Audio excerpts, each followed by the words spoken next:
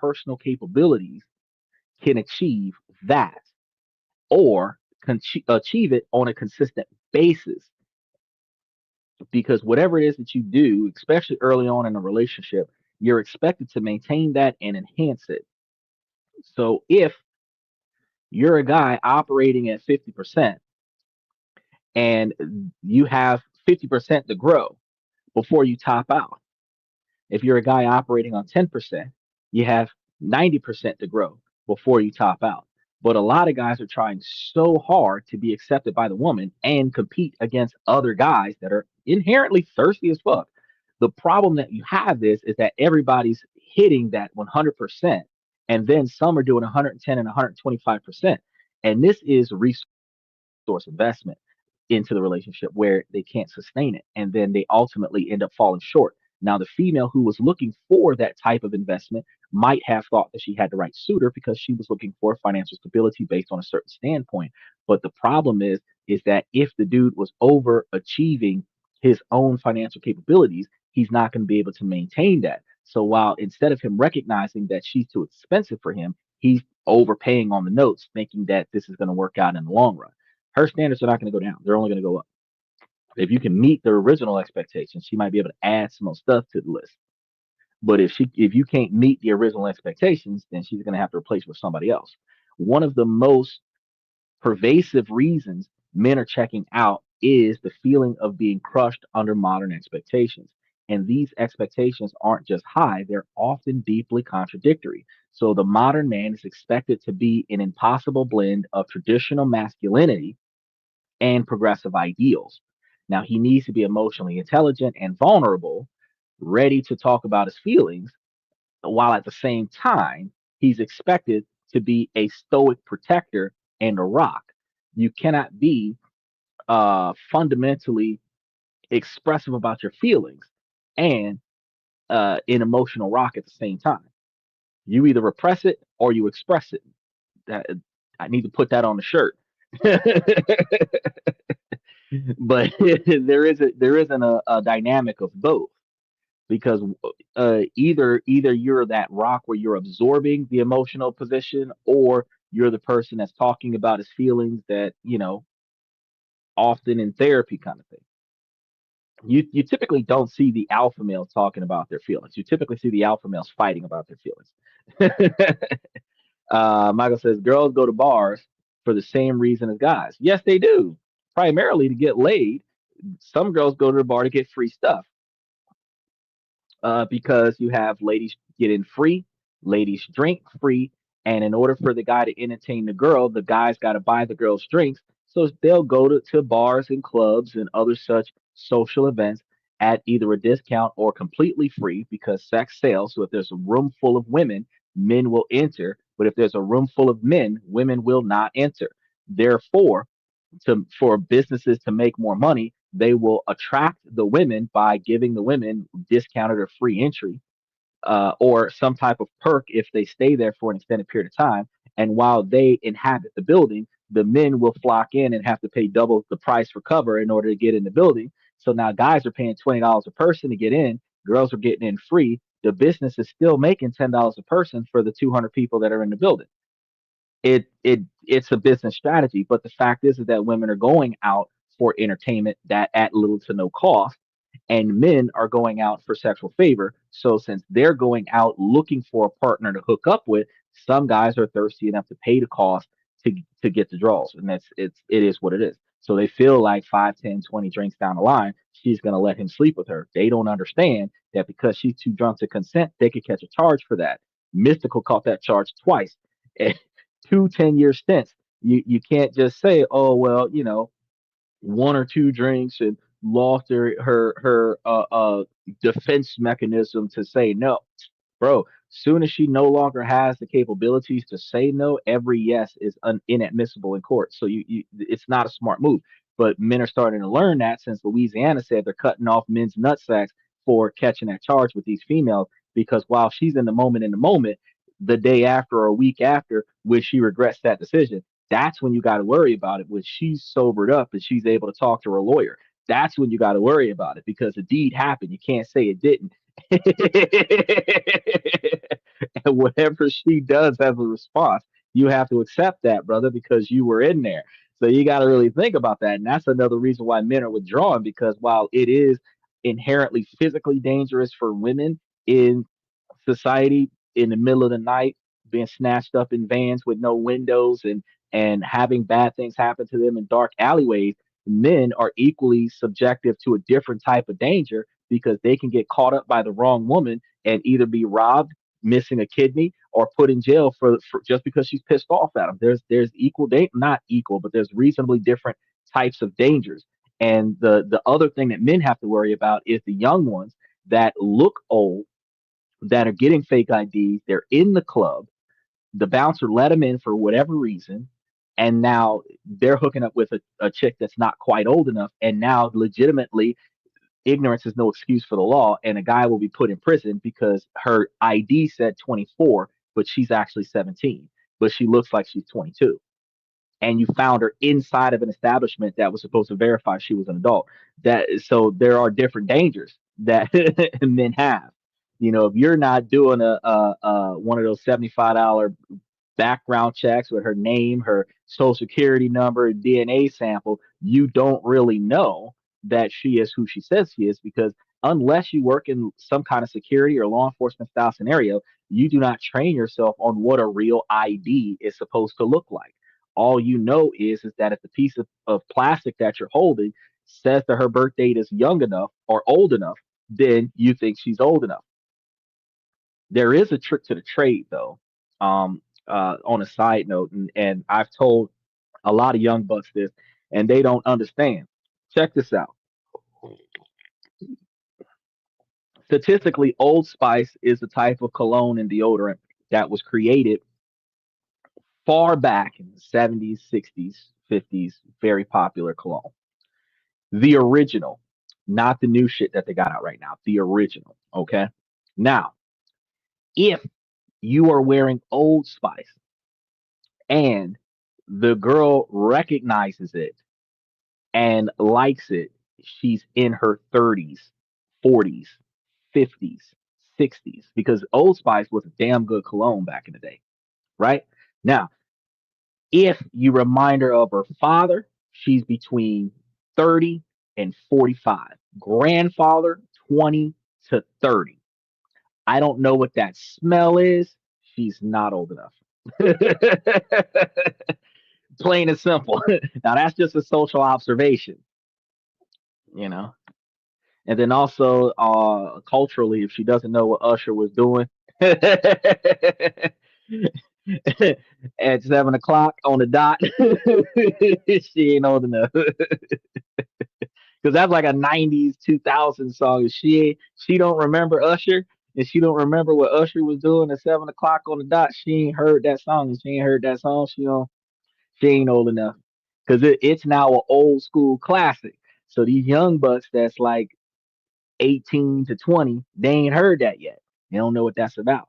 You know, when you start dropping names like Oath, Eartha Kitt and stuff like that, they don't know what that is. That's beyond their time. They not old enough. But beyond that, you know what I'm saying? Guys don't really know, right? So it is an issue.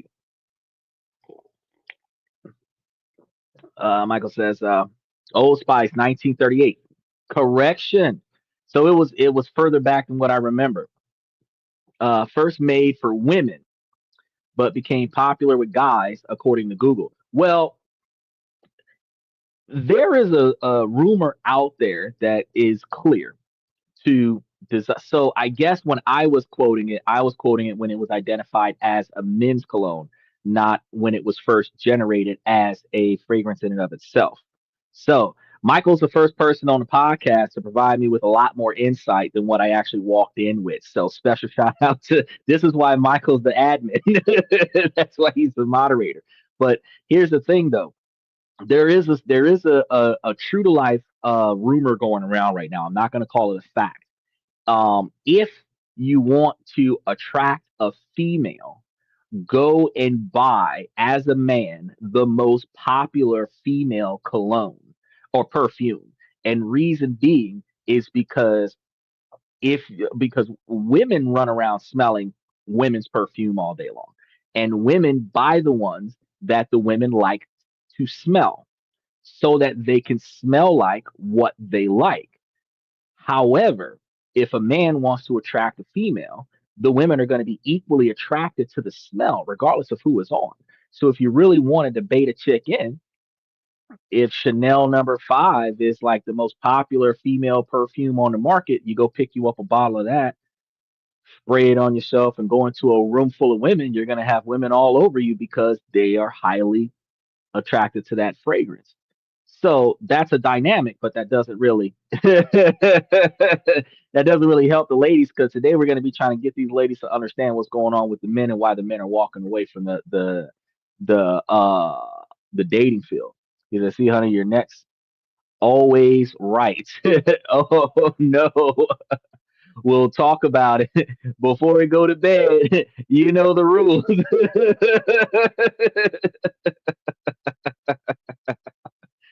Oh yeah, oh yeah. So what you gotta bring them home, uh, bring them to their house, and then see them the next day sober, and then make it do what it do. That way you can get them to sign the contract of consent. That way you don't got to worry about it. Get a video camera of them signing a contract consent. Have your lawyer notarize it before y'all make it happen. I'm telling y'all, this situation is serious. Now, some of the other things that men find demoralizing is that men are expected to be leaders who are decisive. They plan the dates and drives the relationship forward, meaning that it's solely the man's responsibility to make the relationship successful, while the women are in the relationship enjoying the relationship without putting in that effort. Like I said, contact. You told me you love me. Till they press charges. Now, after they believe that men are supposed to lead the relationship and dictate terms on a relationship, he also must be expected to be an equal partner who doesn't take up too much space. And you notice that a lot of times when you're in a relationship and you guys start living together, all of the men's stuff gets taken out of the house and minimized, and then all of the things that the woman likes is spread throughout the house to help her feel more at home. Now, I'm not saying that a woman should not be able to spread her wings in the house when you guys are living together, but women need to remember that the man's identity in the house should still be reflected in the house while her identity is added to the house, so that when you have company at the house, they can observe him and her reasonably throughout the house. Not, she decorated the whole house and he's got one room probably in the garage where everybody parked their car. All of his stuff is in the garage and the rest of the house is hers. That's not uh, the equal partnership expectation. And then the lack of balance is still another hypocritical conundrum, because if he does too much, she's complaining. But if she does too much, that's fine, because, she's a woman. It doesn't work that way. Uniformly speaking, if she doesn't want him to do too much and overstep his position, she's supposed to recognize that she's not supposed to do too much and overstep her position. He says it's her house. You get the garage. He's telling you that this is like 50 something years in the making right now, and it's a crazy dynamic. Men don't really want much, but as a man in my current, and look, I'm 41 right now. I'm gonna tell you that really, in my current position, I am deliberately going to find things to hang up on the walls so that the a part of me is throughout this house. So she's going to have her little flower things with the candlesticks and the entourage stuff, the you know accents that she's going to have all over the place. And I'm going to have targets from my time at the range. I'm going to have assault rifles open stashed on the wall somewhere, katanas, samurai swords, sledgehammers from WWE, and the shovel. a steel chair that says NWO written across the back of it. I'm literally gonna. There's gonna be stuff throughout the house where signs that says "Don't touch unless you plan on using." A map where the hole is to use the shovel. You're closer to my age. I know we're both 1 foot in the grave and the other foot on the banana peel. But one of the things that men have come to understand over the years is that should he be ambitious and financially successful, uh, he also has to recognize that he cannot be too focused on his career or he'll be labeled emotionally unavailable. And if he's too focused on his girlfriend, he's going to be considered overbearing and clingy, and women don't like clingy, while they also don't like their man being absent either, which you don't know what is too much and what is not enough. That actually everyone needs a space of their own. Well, I agree with that. I do believe that you have your so here's the dynamic of an American house. You have the couple's bed, the kids' bed, however many kids you have, the guest bedroom, and you should have an extra bedroom for the bullshit. So if you've got like 2 kids, you should have like a 5 bedroom house where you have 2 guest rooms, and the second guest room should be for your wife. Because as the man at his house, I am not leaving the master bedroom. Put too much effort into this shit. But everyone should have their own space to do their own thing. That is true. Um, but one of the things that we're observing is that in these modern times, in the current relationships, things are starting to become much, much more difficult for us to be able to get to living in the same house. That it helps in a relationship to be financially sound, both party on the same sheet. But you're not going to find both parties on the same sheet. You're going to see him making 65,000, her making 45,000, her making 75,000, him making 50,000, her making 120,000, him making 200,000. You're not going to see them on the same dynamic. You know, if he doesn't make enough, she's not going to be with him. More often than not, they want him to make more than her. So usually it's going to be a 2/3 his income, 1/3 her income kind of situation. It's not going to be an equal playing field. And then in the kind of relationships where even if she would have had $100,000 a year job, if she's a stay at home mom, and even if she's working from home part time, which means her $100,000 a year job is now 50,000 a year, and his $60,000 a year job still got him $10,000 more than her, but she's doing 100% more work than him at the house. So it's there's no balance. There's just reasonable equivalence.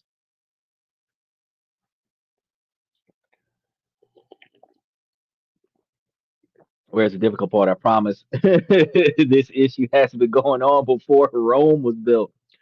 Oh, I haven't gotten to that part yet. We just touched on the tip of the iceberg of some of the reasons why dudes is backing out of the dating phase, because there's some real reasons why we're backing off. It is not just the women, it is not all the woman's fault. So don't think that there's going to be some red pill, blue pill, black pill discussion. It is not all the women's fault. We're talking about the social dynamics first, and then we're going to start bleeding into some of the other things. Because most men grow up in single family homes raised by their mother in modern society, did not know what it was to be a man. They just knew how to follow the instructions of a woman because the head of the household was a woman. And then after that, they learned how to interact with women from trying to date women, where their girlfriends are teaching them how to be the man that a girl would want. But at no point in time did they have their dads and grandfathers and great grandfathers telling them how men are supposed to behave and treat women with respect and this, that, and the third. The women taught the men what the women expect out of the man throughout the man's life, but the women don't teach the men how to be good men. They just teach the men how to be good servants for women, and that's not the same, because the irony is that the women don't want a man that is a servant of her. The women want a man that is supposed to be strong and domineering when necessary, and assertive when necessary, and respectful all the time, and the protector and provider and all this other stuff. But the protector part can't be taught by a woman to a man. When is it a good time to get your ass whooped for the sake of her? That is not something that she can teach a man how to do that.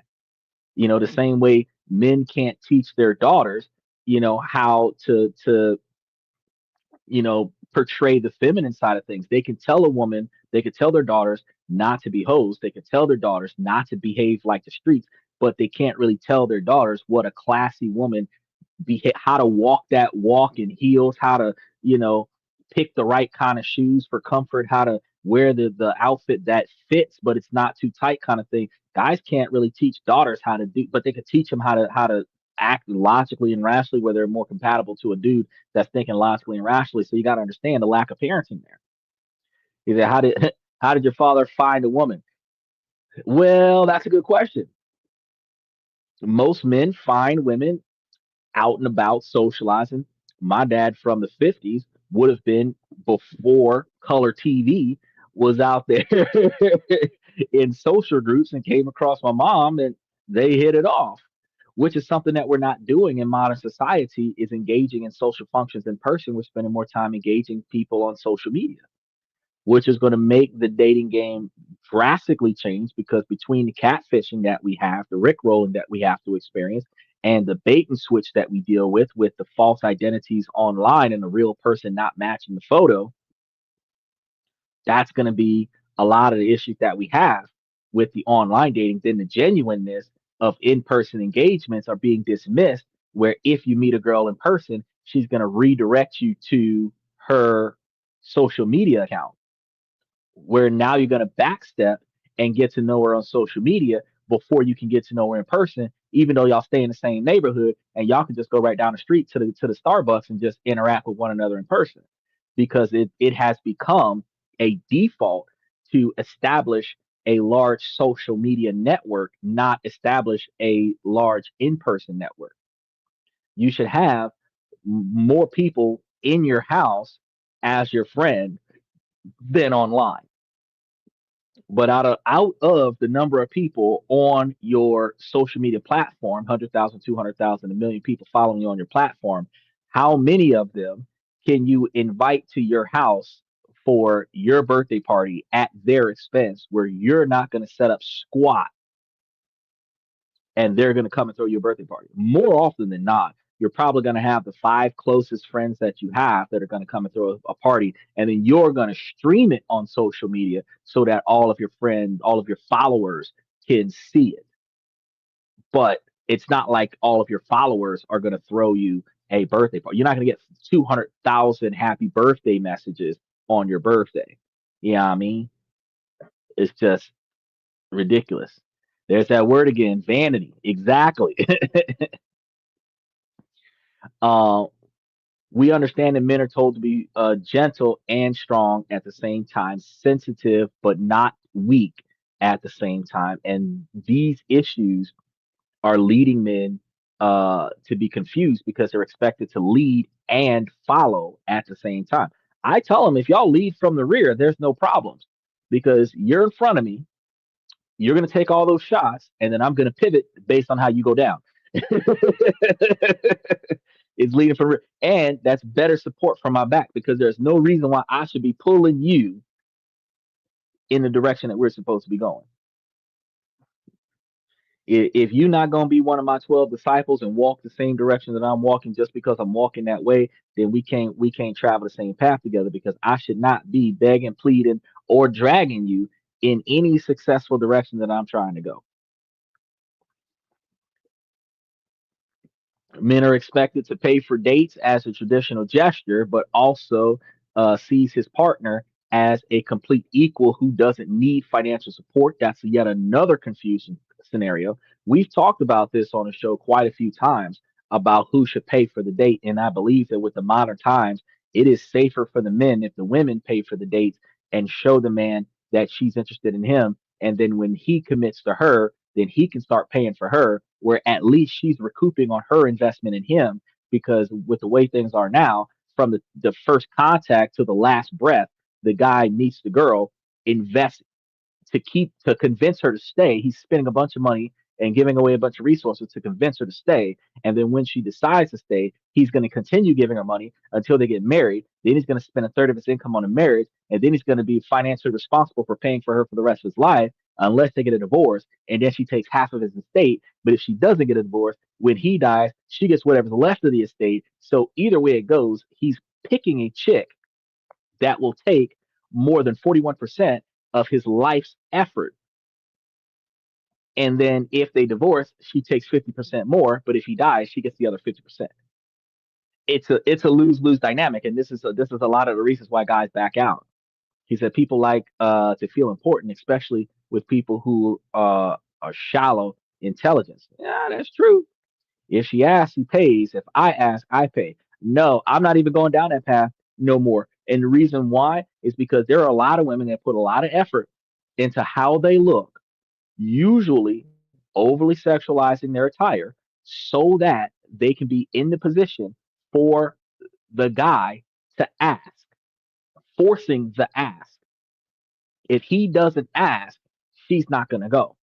Now, because of that dynamic right there, if he asks, he pays, making it the requirement for the guy to ask makes it a requirement for the guy to pay.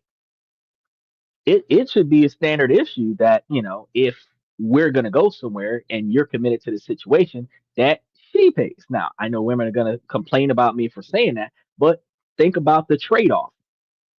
If you're getting a financially savvy guy, he's resourceful, successful, you are financially investing in showing him what kind of woman you are so that you can prove to him that you are entitled to his estate. That is just like investing in a stock option. Now, flip the script, ladies. The guy's got all the resources. He is showing off his resources so that spending and investing all of his resources in the person that's going to spend and use all of his resources. Where's the benefit there? Where's the trade off? I'm just coming from a logical perspective. Where's the trade off? Now, women are not going to agree with that, but let's switch it up again. Let's switch it up again. Now, $200,000 woman, alpha boss lady, broke Ken. He ain't got no job, or if he got a job, he got a nice little hustle where he sell weed at the corner store while he's waiting on gas, kind of situation. Got your little hustler there, right? Imagine her spending all of her resources on convincing a man to stay. Most people on the podcast would be like, fuck that.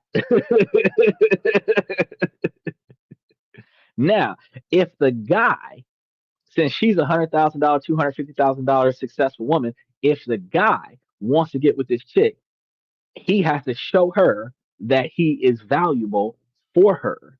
And if she keeps him, he gets the benefit from his investment in her. Now, when you switch the roles up like that, you're like, you know what? Yeah, that makes sense. That's fair. But the only reason why it's perceived as fair by some of the women who are going to agree with that is because if you're putting the woman as a person who is the one on top,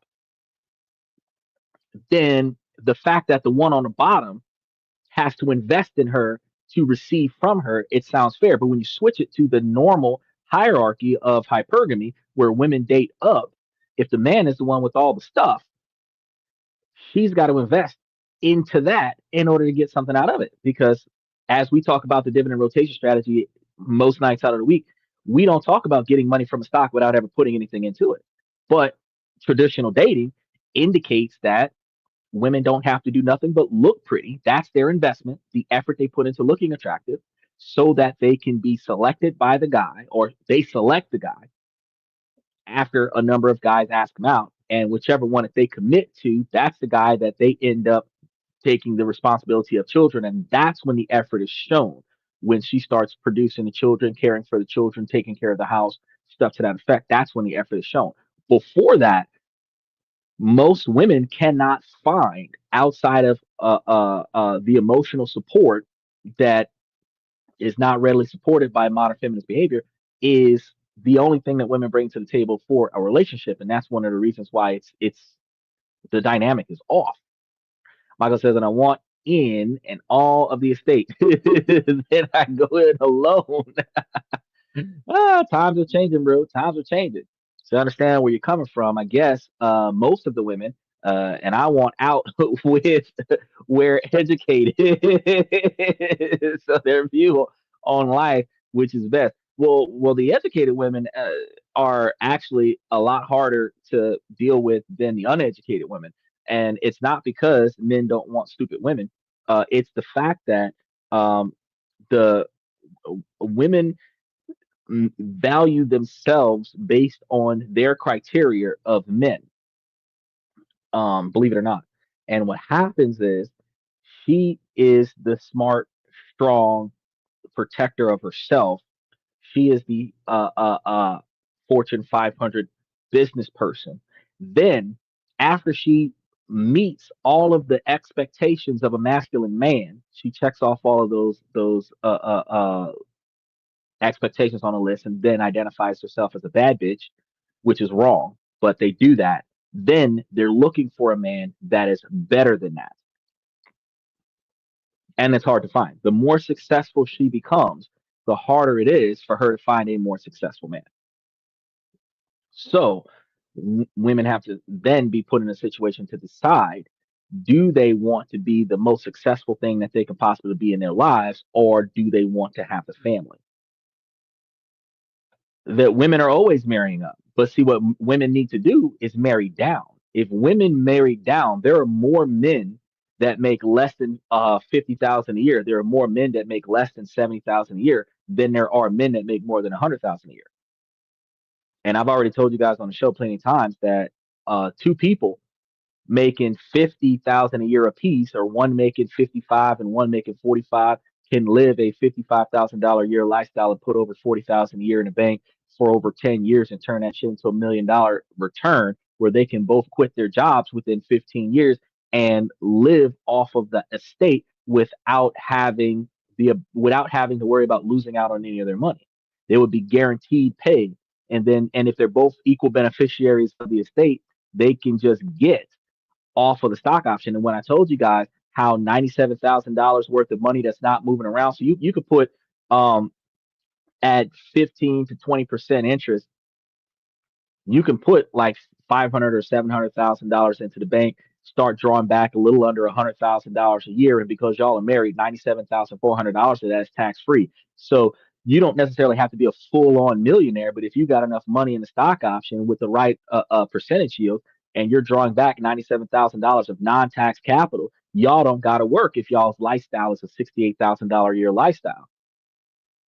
And it only takes like 10 years of y'all putting every dollar y'all not wasting on bullshit towards y'all's retirement, 10 to 15 years of a relationship where y'all together 5 years, married for 10, and now y'all retired from y'all's jobs and y'all can spend the next 25 years enjoying life together.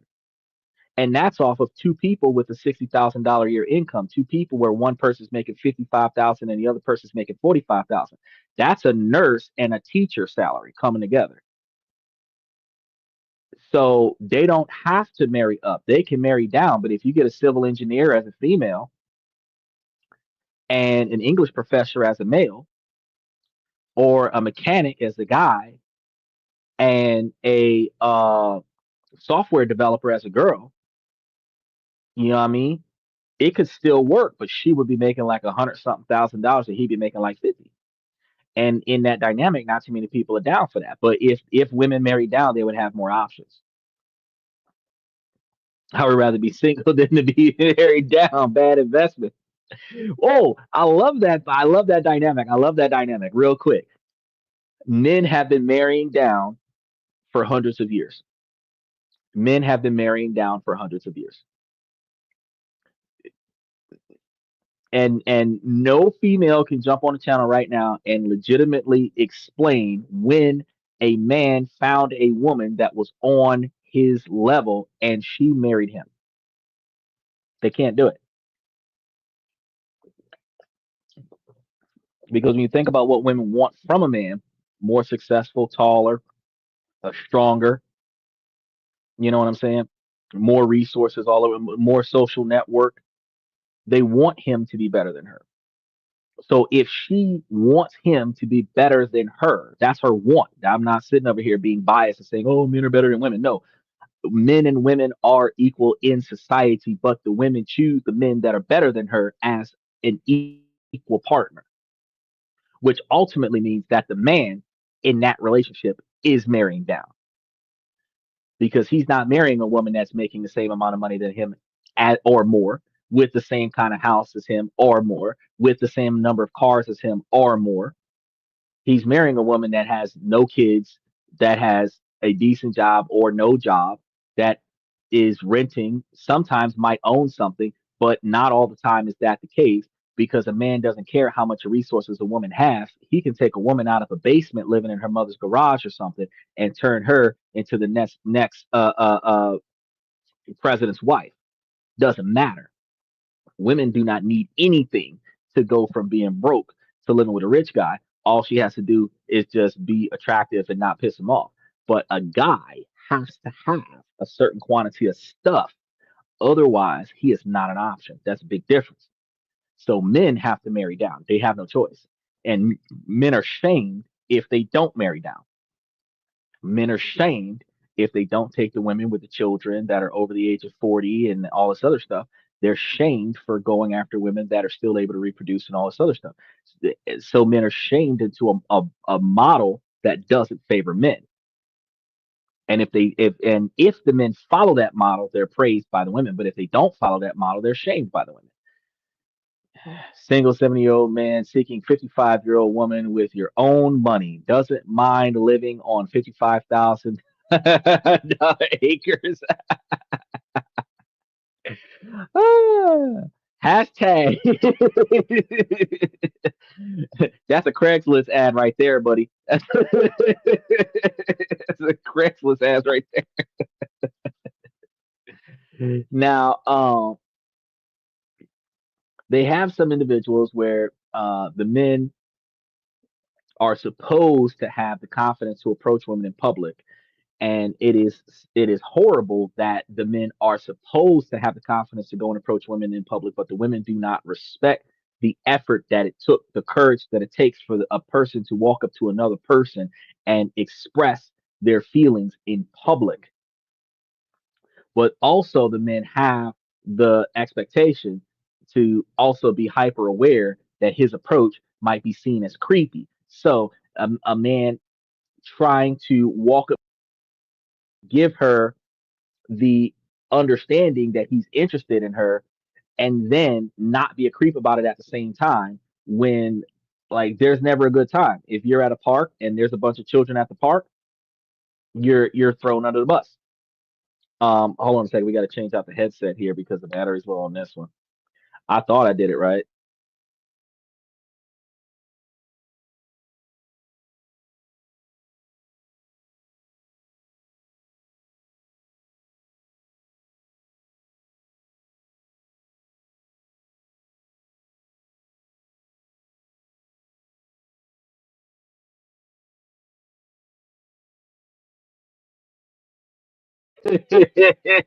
Then after it refreshes, now I've got it. All right, good. So guys have that problem, and that's going to make guys not be okay with doing the approach. Then we also have those guys that are shamed when they do the approach at the wrong time, because if they see a girl in a crowd of girls, there might be one bitter girl in the group that will curve the guy as soon as he walks up. So he's not even talking to her, but the girl that he wants, he can't talk to because the girl that he doesn't want is making him feel bad about showing up and asking the girl that he wants out altogether. And that girl is usually loud and obnoxious, embarrassing the man in public. Now men are supposed to get over that and then try again in another group, and that is a very hard problem that men have to go through. Is there's a eye contact first and a smile. Either she smiles or doesn't. I just say, have a good day. Confidence. Confidence does take a lot of practice, but you know what destroys a man's confidence is rejection. So while building confidence might take time. It Think about it like this, guys. Think about it like this. Dating is like applying for a job, and I've said this plenty of times before. But we're going to go just from the point of applying to get the interview, because the first date between a man and a woman is just like the first interview of your new job. Now, you just recently got fired off your last job, or you quit, however you want to word it, the same way you just broke up with somebody or they broke up with you, and you're going to apply for a job. Sometimes, especially in modern times, it might take 3 to 6 months or longer to find a new job. The more applications you put out a day, the more applications you put out a week, the more exhausting it is. Even when in modern times you're copying and pasting your resume to every job site, waiting on a response. Think about back in the day when we had to handwrite these resumes, and think about back in the day when we had to type up the resume and then print it out and then bring it to each one of these places. Each time they turn you away, that hurts the soul.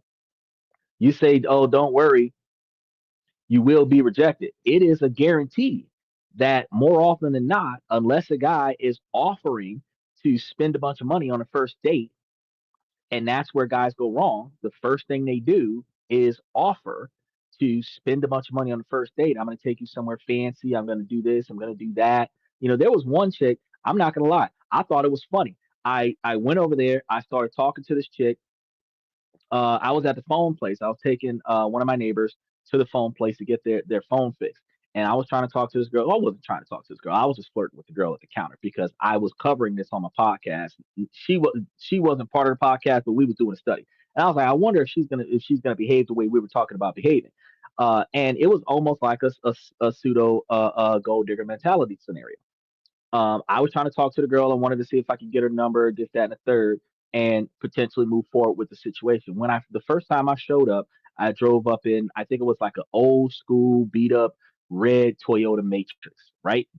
So she, she seen the car because I parked it. I didn't put it in a parking space. I parked it on the sidewalk, so you knew what car was mine because mine was in the fire lane. And she saw the car. I was trying to talk to her, and she wasn't really interested. Right now, came back. I think a week or two later in a Cadillac. Brought my neighbor back to work on the phone again.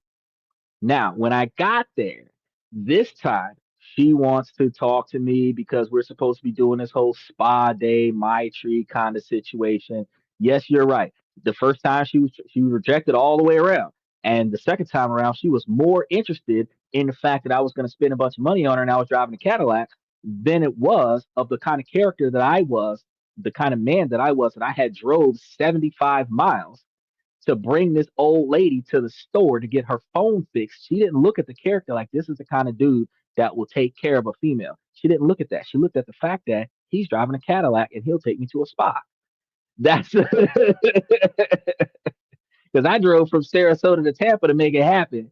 And she didn't think, oh, he's a good dude. Do students still send each other Valentine's cards in school?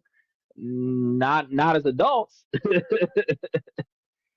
So the fact is that that let me know what kind of female she was, and I was like, well, I'm not interested in that. Now, it is good to kiki with every now and again, but then in reality, it makes a man back down. I told you the story about the one when we were at the Walmart, and she was interested in the dogs, and I wanted to take her to the dog park, but she was more focused on what her colleague thought about a man in the grocery aisle asking her to go somewhere when she's not at work than what she was paying attention to the fact that this man is looking after his elderly father and offering to do something with her. If he's a family man, he's taking care of family. If she got family, you know that she's got the kind of man that would look after family. They don't think about that. They're not looking at the character. They're looking at the resources and the assets. So this makes the dynamic difficult. And this isn't a case of a few bad days. For many, it is a pattern.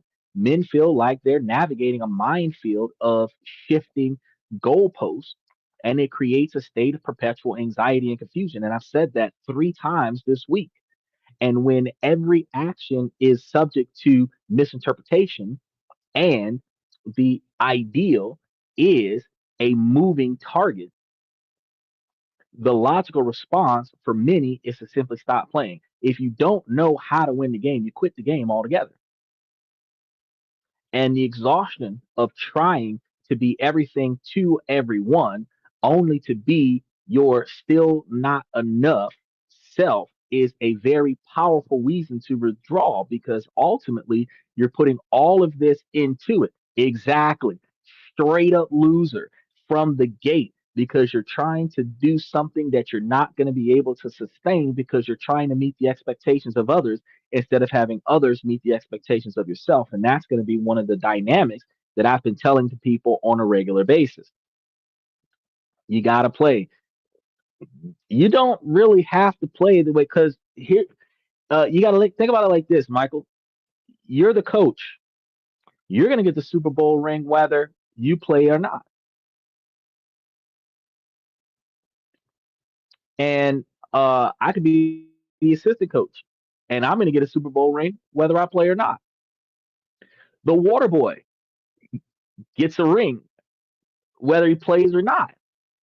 The towel guy gets a ring whether he plays or not.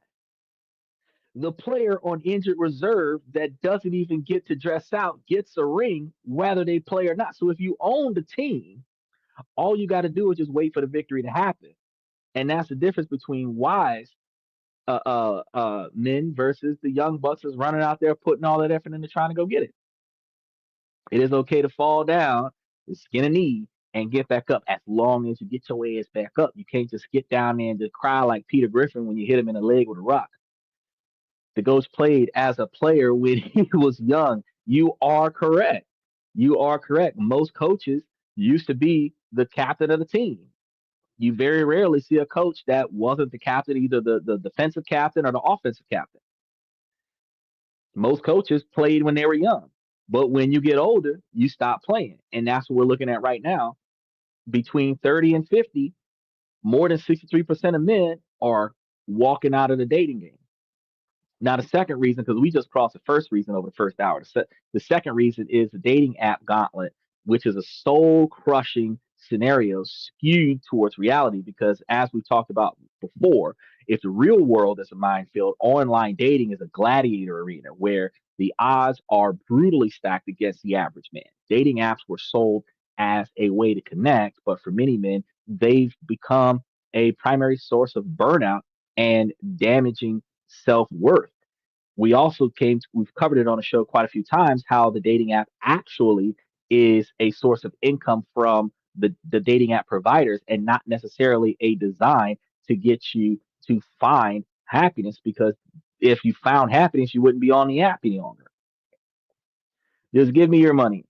Give me your money. Like and subscribe and donate $100.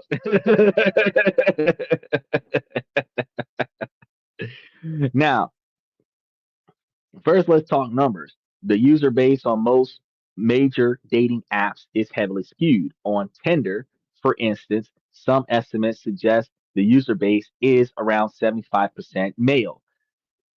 This creates extreme competition, a buyer's market for women who are often um, uninterested in dating. And they're going to be tied down with messages, over flooded with messages. And the seller's market is going to be for men, which is competing for a sliver of attention. That's going to be the hardest thing. And this imbalance leads to a soul crushing experience because a man can spend hours swiping and crafting messages only to be met with silence. And some studies highlight a stark difference in match rates, with the average male getting a match on about 2 to 3% of his right swipes, while the average female match rate can be upward of about 30%.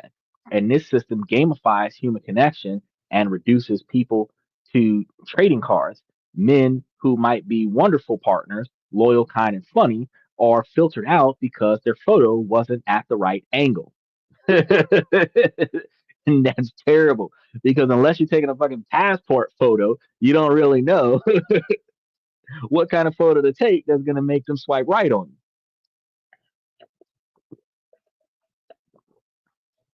I check my email and I've got one email that has 50 to 75 messages from three different dating platforms. Do I respond to any of them? Of course not. Well, hold on. Maybe two or three out of the month. But for the most part, no. The ones I actually respond to are the ones who paid for their membership and they reached out to me, and then I'll respond back. I'm playing the dynamic. I'm like, let's see how often this happens. And truth be told, end up with 4 or 5 conversations a month from a paid member that ironically is trying to sell me some shit. So, still not genuine connections. Michael says the Constitution states you have the right to pursue happiness, but it is not guaranteed. Yeah, life, liberty, and the pursuit of happiness. Now, unfortunately, the pursuit of happiness, if pursued too aggressively, is stalker. So you got to be careful about that level of pursuit because you don't want to be pursued too much because that leads to a restraining order. Remember to like and subscribe. Here, here. Now, some of these guys are going to be. Think about this. Think about this. Imagine a creative, interesting guy who it's is a male model, right? And he spends a month on the app, gets a handful of matches, and only leads to a date that feels more like a job interview, right? Because I did tell you that that first date is like a job interview.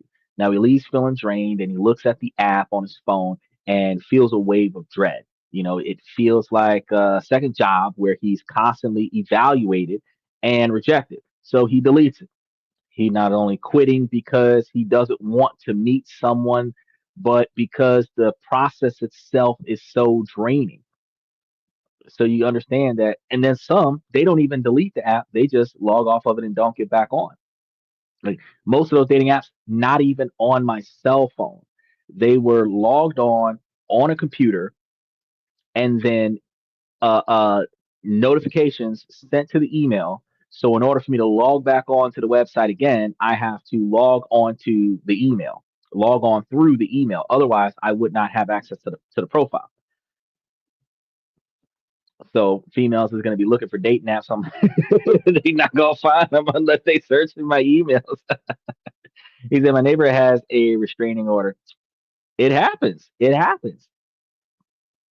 Now there's going to be reason number three, the new economics of dating, which we've covered probably 6 months ago, and we're looking at a poor return on investment dating that has always had a financial component.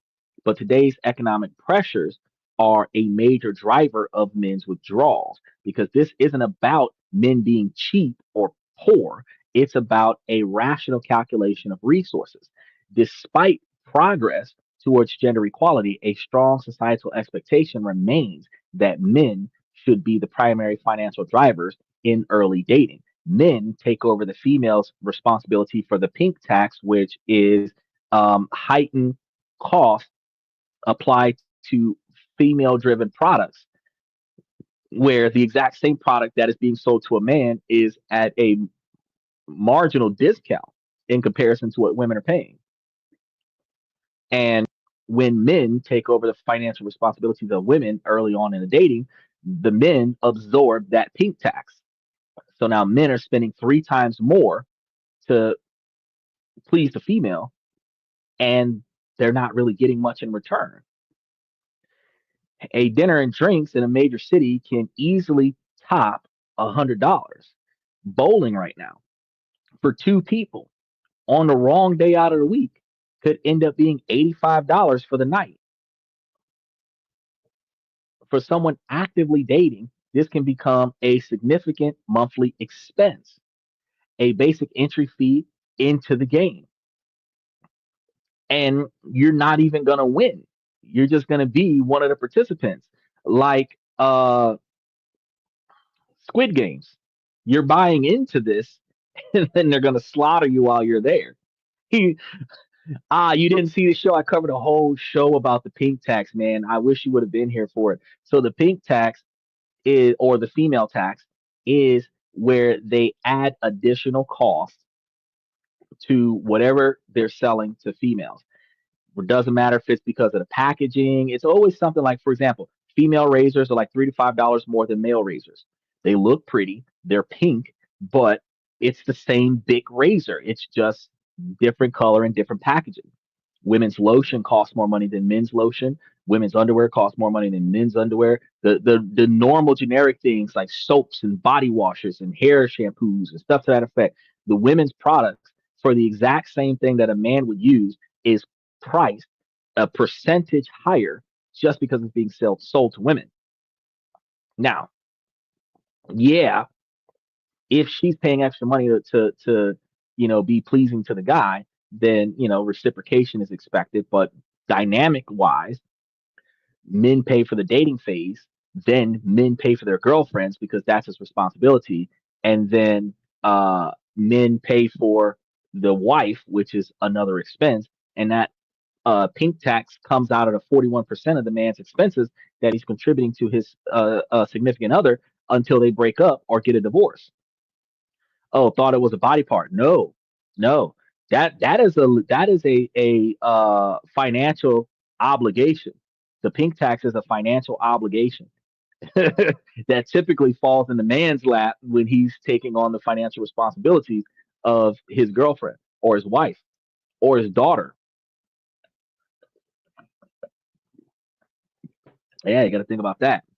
Now, layer this onto the current economic reality of stagnant wages and a high cost of living. Spending hundreds of dollars a month on a series of dates that usually lead to nothing starts to look like a poor financial decision because ladies don't understand that a man goes on more than 40 first dates a year when they're actively dating. And if each one of these dates is $200 to $300 a date, and you start multiplying that by 40, you start looking at almost $8,000 to $9,000 a year of dating.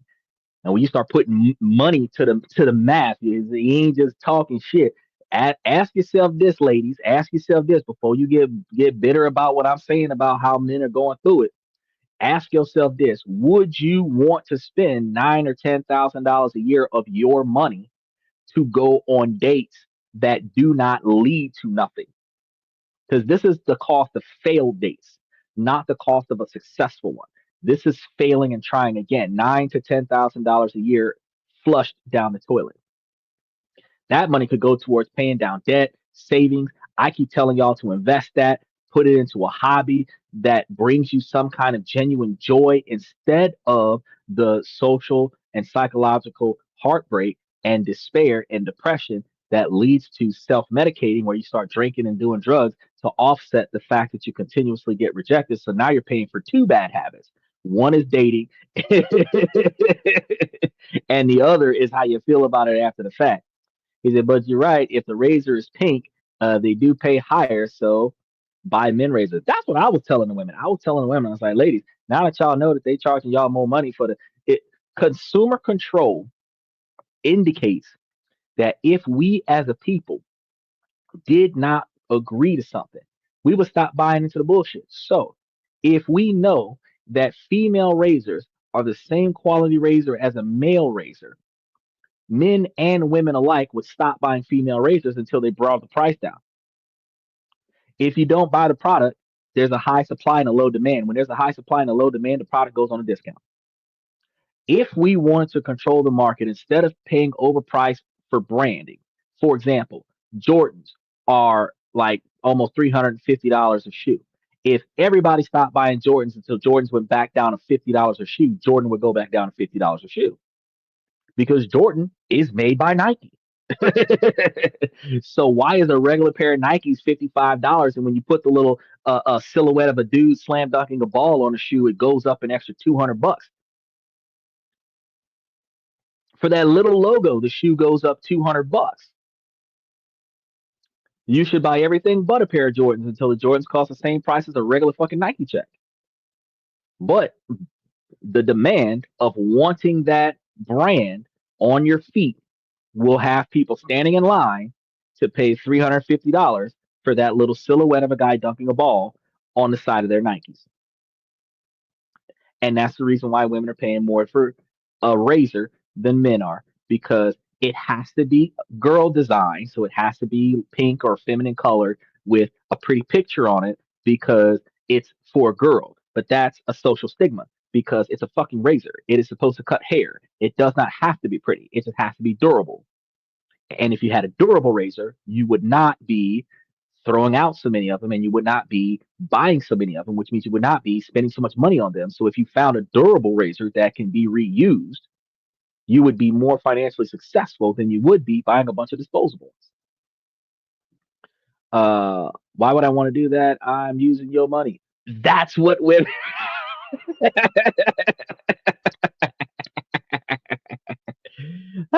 Your cat, your bed. Yeah, that's exactly the mentality. They don't care if the man's got to pay for it. Now, social media adds to this dynamic, creating an environment where dating feels performative because there's pressure to have Instagram worthy date nights and exciting trips. So, for many men focused on building a stable future, this constant financial output for a precarious relationship isn't logical. So, from a pure ROI perspective, the investment of time, money, and emotional high, while the return is often negligible, we find that to be inefficient. And when faced with the choice between a potentially fruitless date and investing in their own futures, a growing number of men are choosing themselves. And we're only halfway through the list, and I'm sure that some of these points are resonating. And this is a complex issue, and the goals here is understanding, not division. But if these experiences feel familiar, or if you have your own perspective, let me know in the comment section. Don't just have it be me and Michael. You guys on Twitch and Twitter, y'all can throw y'all 2 cents in. The more we discuss the topic openly, the better it is for all of us. And if you're finding this analysis valuable, make sure that you guys take that time to hit the subscription button because it helps the channel and ensures that you won't miss out on the future decisions and discussions that I bring to you. Because the stuff we're going to be talking about on Monday, juicy, juicy, juicy, juicy. We're deporting our ex wives on Monday. Now, let's get back to the reasons men are disappearing from the dating field. Reason number four, fear factor. We already talked about this a little bit, but navigating a world of social and legal risks. Um, a powerful and sensitive reason for men's withdrawals is fear. Not the fear of rejection, but a new, more potent fear.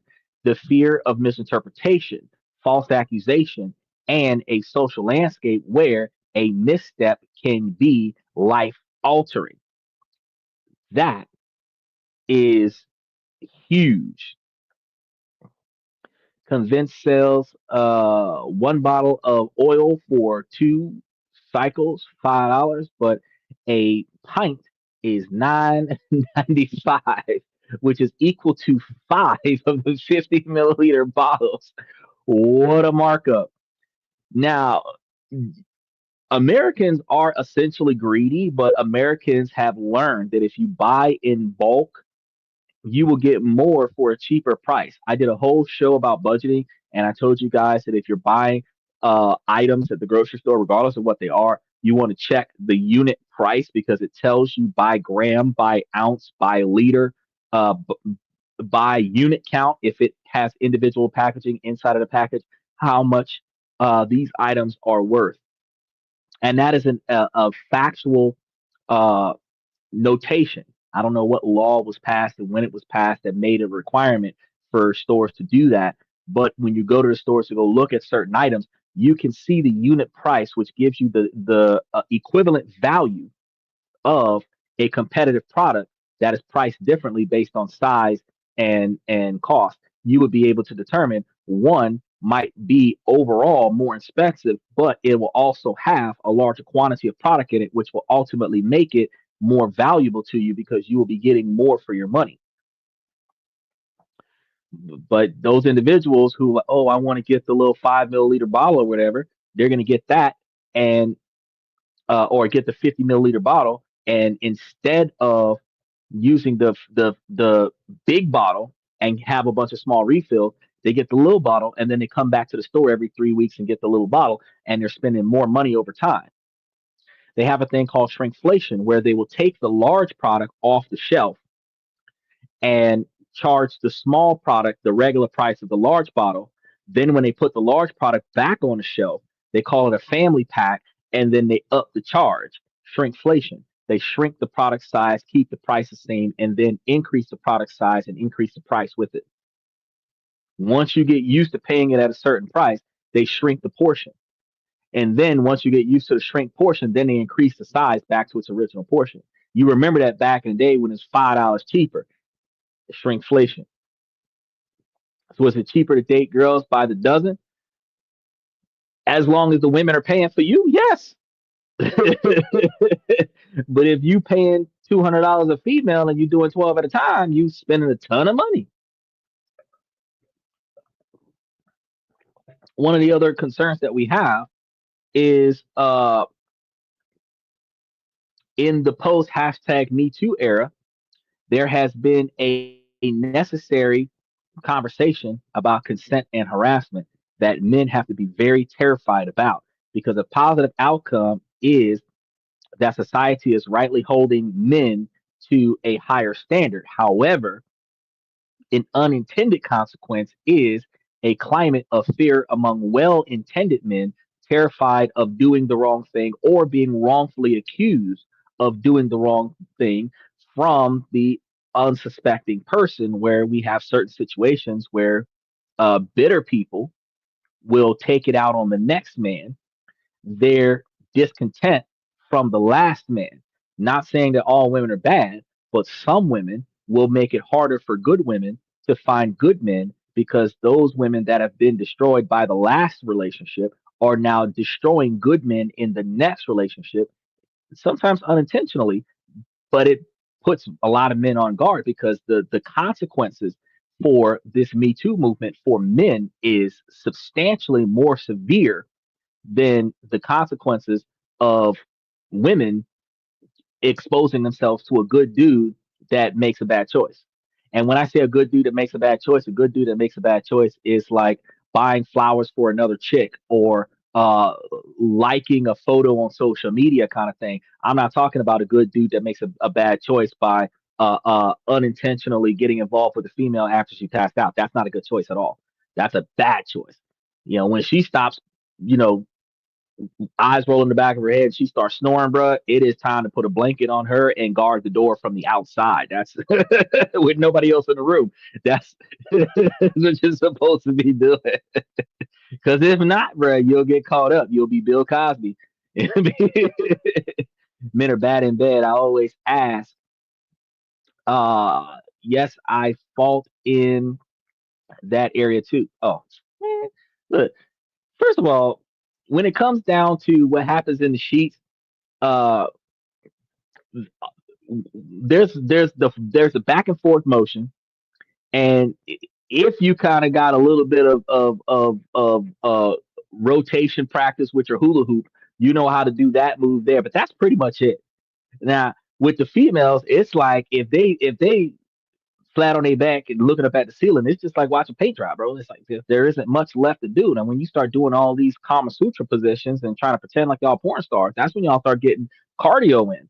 But you know, th- th- there isn't the bad and bad or not. It's just like, bump uglies until both of y'all or one of y'all finish. It's just, you know, the that's another social stigma, is that there's supposed to be some sort of rating of gratification, when this was supposed to be originally about, it's from the position of instincts. This was supposed to be procreation, not satisfaction. So procreation is that this is supposed to be about the ejaculation to the pregnancy. That's what that's it. But now we're popping mollies and ecstasy and all this other weird stuff so that we can get a heightened level of sensation. And now it's just about the feeling of it, the enjoyment of the activity. That's it. Who cares about procreation? We can create android babies now. we're, we're gonna have the Jackson, a cyborg from Mortal Kombat. That's gonna be the next generation of kids.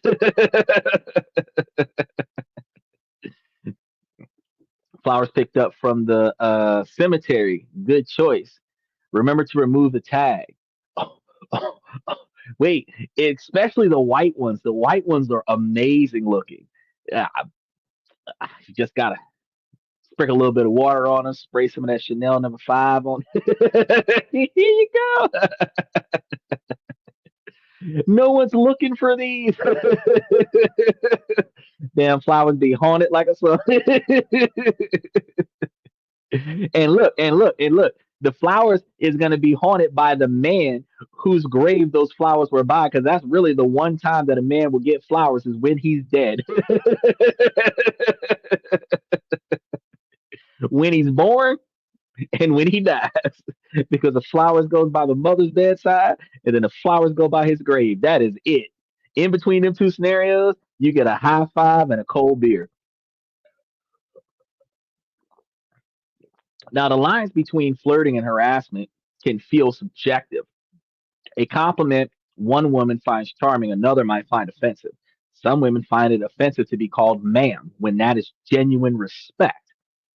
For many men, the potential social and professional fallout from a misunderstanding is so catastrophic that they've concluded the safety is a problem and the safest option is to not engage at all.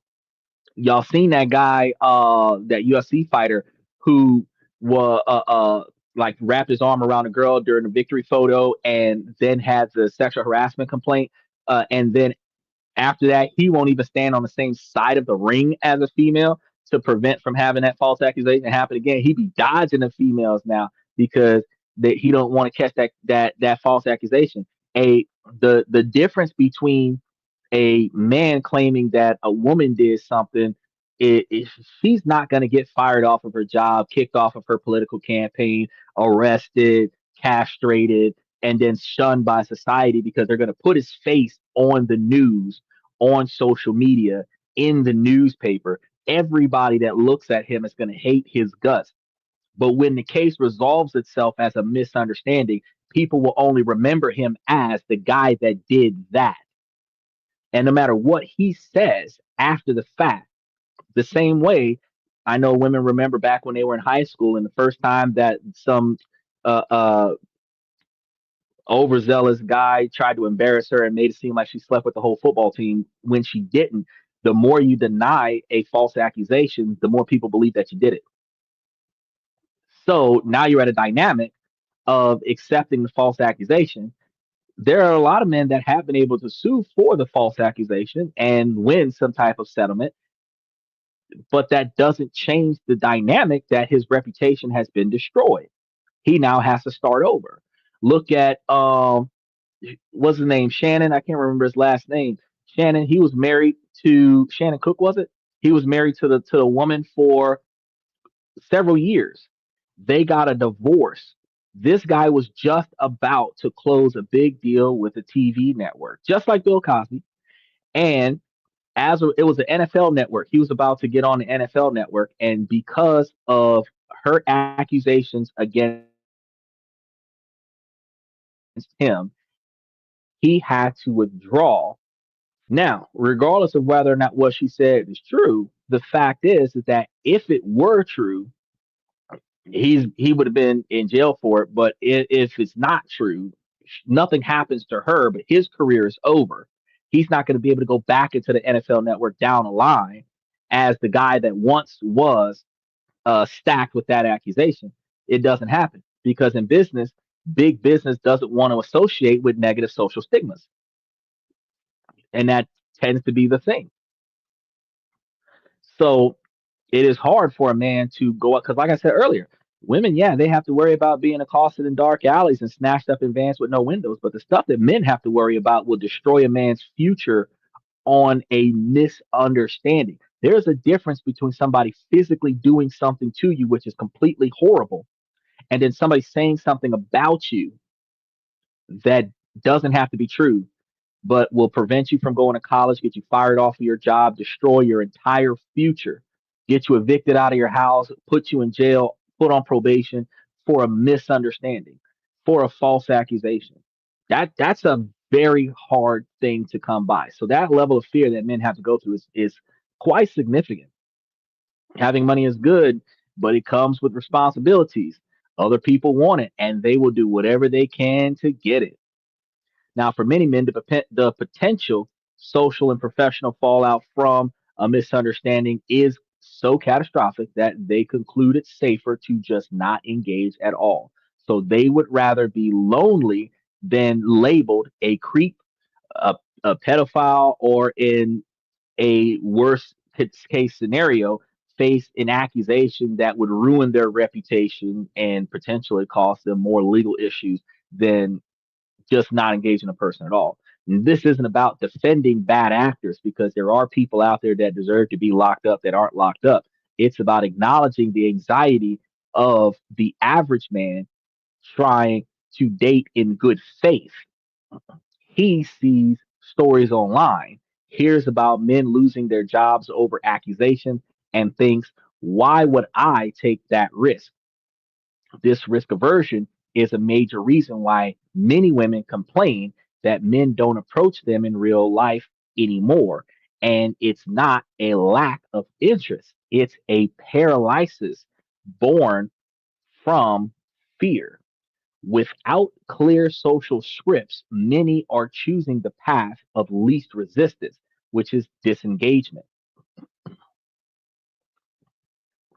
Now, number five is the lack of accountability and the rise of therapy speak. And we're going to call it therapy speak because another subtle force driving men away is a perceived lack of accountability in the dating sphere, often coupled with the weaponization of the therapy speak. This creates a dynamic where men feel that any relationship issue is uh, pathologized and laid at their feet. He said, with my experience as a nurse, I wouldn't trust most women. I agree. I completely agree. As as extremely attractive as they are, I would not feel safe with accepting any of their advances because my reaction to their advances could be reported by a third party as my negative behavior. Funny thing about sexual harassment on the job is that the woman that you're talking to does not have to report your behavior to the woman that you're talking to or from to HR. The woman that's seen you talking to the woman that you're talking to can report you talking to the other woman to HR, where this person who has nothing to do with you asking the woman in the break room out for a date can complain about you making the work atmosphere uncomfortable because you're engaging in off work behavior kind of whatever could lead you into human resources getting coached on sexual harassment because you wanted to have coffee with one of your colleagues and the other one with the bad attitude that you didn't want to talk to, you didn't invite. So she reported you and now you're in trouble with your job. Too many times those complaints come out and now your job starts talking about offboarding you and that's a bad problem. Is that women are catty to each other. And they are. And they will backstab you. That is true. She will sabotage her home girl to keep her from getting a good man. And that's actually a whole nother dynamic because the man actually ends up being the casualties of a cat fight. These two chicks is battling over the dude on the job, and one chick will sell out the other chick's dude. He gets fired, and now she can't have the man. But the man gets fired for sexual harassment. Do you think he can get another job if his work record, yes, they do have those, has sexual harassment as the cause of unemployment? He's not going to get any workman's comp. He's not he's not going to get a pension. It's going to take him twice as long to find another job. Serious. There's a growing sentiment among some men that modern dating can absolve women of responsibility for their own choices. That does not work for men. Men have to take responsibility for things that men don't even do. And for instance, a woman might consistently choose men who treat her poorly, but instead of examining her own selection process, the blame is externalized onto all men. And this could be frustrating for a good man trying to build something healthy because now he has to prove that he is not like all of the other men that she has chosen, where she spends the entire relationship comparing him to other men. Mature men over the age of 40 ain't putting up with that. I catch you comparing me to another guy more than once. You shouldn't be once, but if it happens once, I'm going to let you know the first time that you bet not compare me to another man in my presence. Because if I catch wind of it, I'm gone. We're not doing that. The only time that you're gonna compare me to another man is how awesome I am in comparison to your father or your uncle or some shit like that. Like I'm just as strong and dependable as your brothers or some shit like that. You comparing me to your ex-boyfriends, that relationship is dead because you still thinking about other men. You're weighing your options, what you have versus what you could have. And I'm going to flip the script, ladies, because if a man is comparing you to other women, he's doing the exact same thing. He's comparing what he has to what he could have. And if he believed more often than not that he could have better, he would be contemplating replacing you with better. And that dynamic works on both scenarios. So when a man is experiencing this, it's like, red flags, red flags. He said, man, it is safer to take your time, but you won't. Hormonal. He's right. I know how to make hormone. Don't pay her. At 18, it will fight you for. Oh yeah, I'd fight you for her when I was 18. And at 40 and above, we just say, take her, please. Bro, when we was young, we was in I remember when I was a kid, I got into a fight because one guy put a leaf on my shoulder and another guy knocked the leaf off my shoulder. And this was long before that song came out where it was like, oh, get your dirt off your shoulder. And then your homeboy would do the exact same move that back in the late 80s, early 90s, y'all would just street fight when somebody did this. That was a wrap.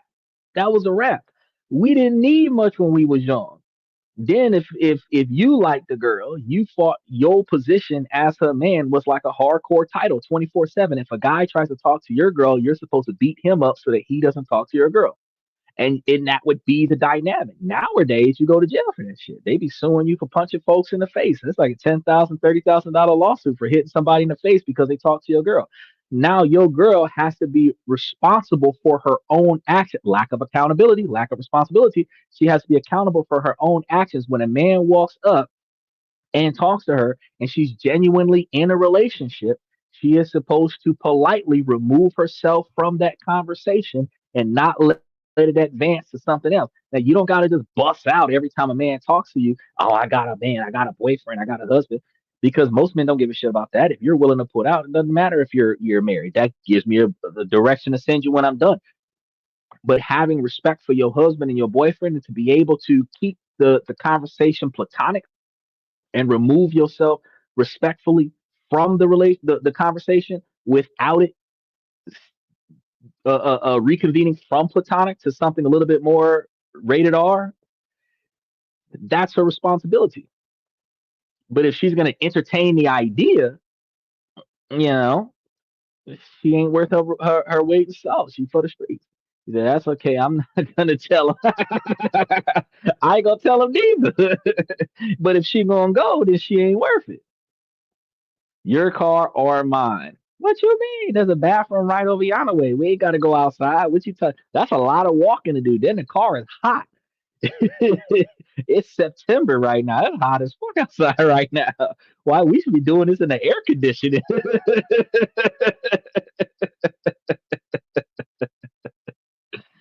All right. This is often worsened by the misuse of psychological terms. Now, language developed for genuine trauma is now often casually used to label and dismiss partners. A man who needs a night to himself isn't just tired, he's emotionally unavailable, or a narcissist. A simple disagreement isn't a conflict, it's him gaslighting her. Expressing a non negotiable expectation isn't setting a limit, it's him being avoidant. This dynamic makes authentic communication nearly impossible. It shuts down dialogue and turns a relationship issue into a diagnosis with the man as the designated patient. Any attempts to defend his perspective is seen as further evidence of his diagnosed flaw, a conversation ending loop. A lot of the times, um, he said we're going to jail. One way or another, the man's going to end up in jail. But what happens in these dynamics are that um, whenever a man behaves in a way that is not satisfactory to some women, not all women, but some women, those women immediately devalue the man, disgrace, degrade, and devalue the man, destroy his identity as a masculine man because they are not satisfied with his decision making. But mutual respect, the same way her thoughts and opinions and feelings should is supposed to be accepted and respected by the man. His thoughts, feelings, and opinions are supposed to be accepted and respected by women. And in the Western culture, the social dynamic does not respect a man having an opinion. He is supposed to do what he's told, fight for her, die for her, give her all of his stuff, and just stand there and shut up because if he says anything, he gets bombarded with devaluation, emasculation. It's not a healthy dynamic and it does build trauma. And that trauma then is projected into another relationship. And a lot of times, some women will take a man's stern decision to not allow or accept certain behaviors. And then she will start bad mouthing the man's mother and say, oh, it's got something to do with his childhood where his mother did something to him or his whatever. And the dynamic is that he just did not like your attitude. He did not like your behavior. He asked you to cut it out. And you're upset about that. That's really what the issue is. It's not that his mother from 55 years ago didn't breastfeed him enough or dropped him on his head when he was a baby. It's the fact that over the past 3 weeks, you've been giving off a negative attitude, and he says that he's tired of putting up with that negative attitude. Now, that requires us to recognize these core issues and then put a stop to it. But when dating feels less like a partnership and more like a psychological evaluation, they are bound to fail. And it's no surprise that many men are opting out. My shirt says, mustache rides 15 cents. First ride is free on me.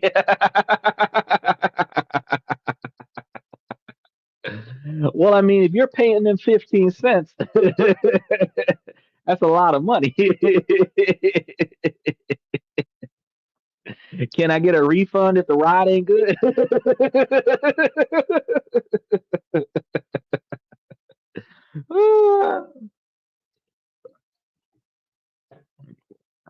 um, reason number six, the rise of solo fulfillment and the peace alternative. For generations, the default life script for men involved finding a partner and building a family, but the script is being rewritten. He said, before our times forgotten about the inflation as wave. So now it's like $15. If you talk about 2025, it's like $150 for that face ride. A growing number of men are discovering that a life without a romantic partner doesn't have to be one of lonely desperation, but can be one of peace, freedom, and fulfillment. And they're comparing the high stress, high drama environment of modern dating to an alternative, a life focused on their own growth and peace of mind. And for many, the alternative is winning.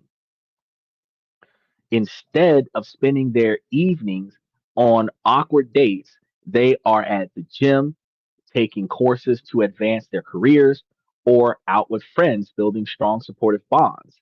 This shift is partly about self improvement. Men are realizing the most reliable investment is in themselves. By focusing on their careers, finances, and health, they are building a satisfying life on their own terms, finding a sense of purpose that isn't dependent on a partner. But it's also about peace. Modern dating can be an emotional roller coaster. Many men are simply choosing to opt out of the chaos. They find that the peace that comes from not navigating fraught relationship dynamics is a reward in and of itself.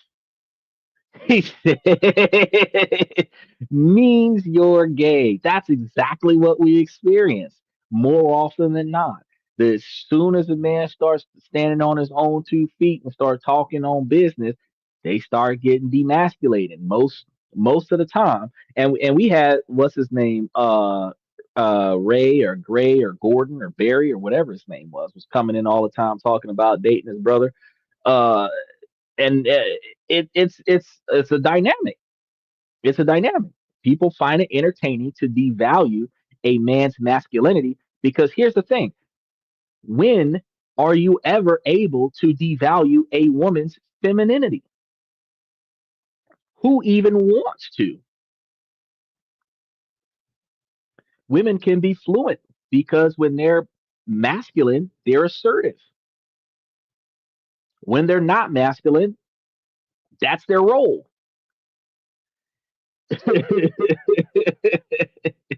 So they can do whatever they want. But if a man is not masculine, he ends up not being a man. Big issue. Then Papa Bull shows up and takes the whole herd. Now, they aren't actively opposed to a relationship if the right person comes along, but they aren't seeking one out. So they aren't lonely, they are self reliant. And their happiness is not contingent on finding a partner. And the peace that they find is something they are increasingly unwilling to give up. And reason number seven is going to be the emotional exhaustion and lack of support because the final piece to this fundamental, we've been talking about this for 2 hours, final piece of the reason why men are walking out of this is because men are emotionally exhausted and often lack the support to navigate modern intimacy. Ladies, you got to understand that if you have a good man, he is tired, okay? And you are supposed to be able to do something about that, not make it worse.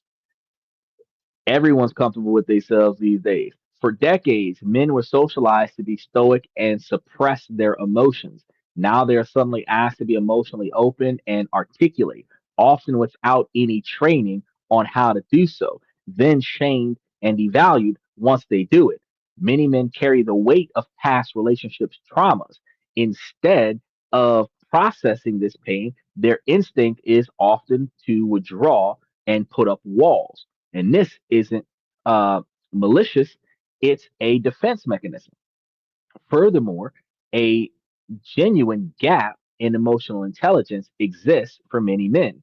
When a partner asks them to be more vulnerable, it can feel like being asked to write in a language they barely speak. And the man feels inadequate. The woman feels stonewalled, and the man pulls away because he feels ill equipped. We don't mean people as long as it is short.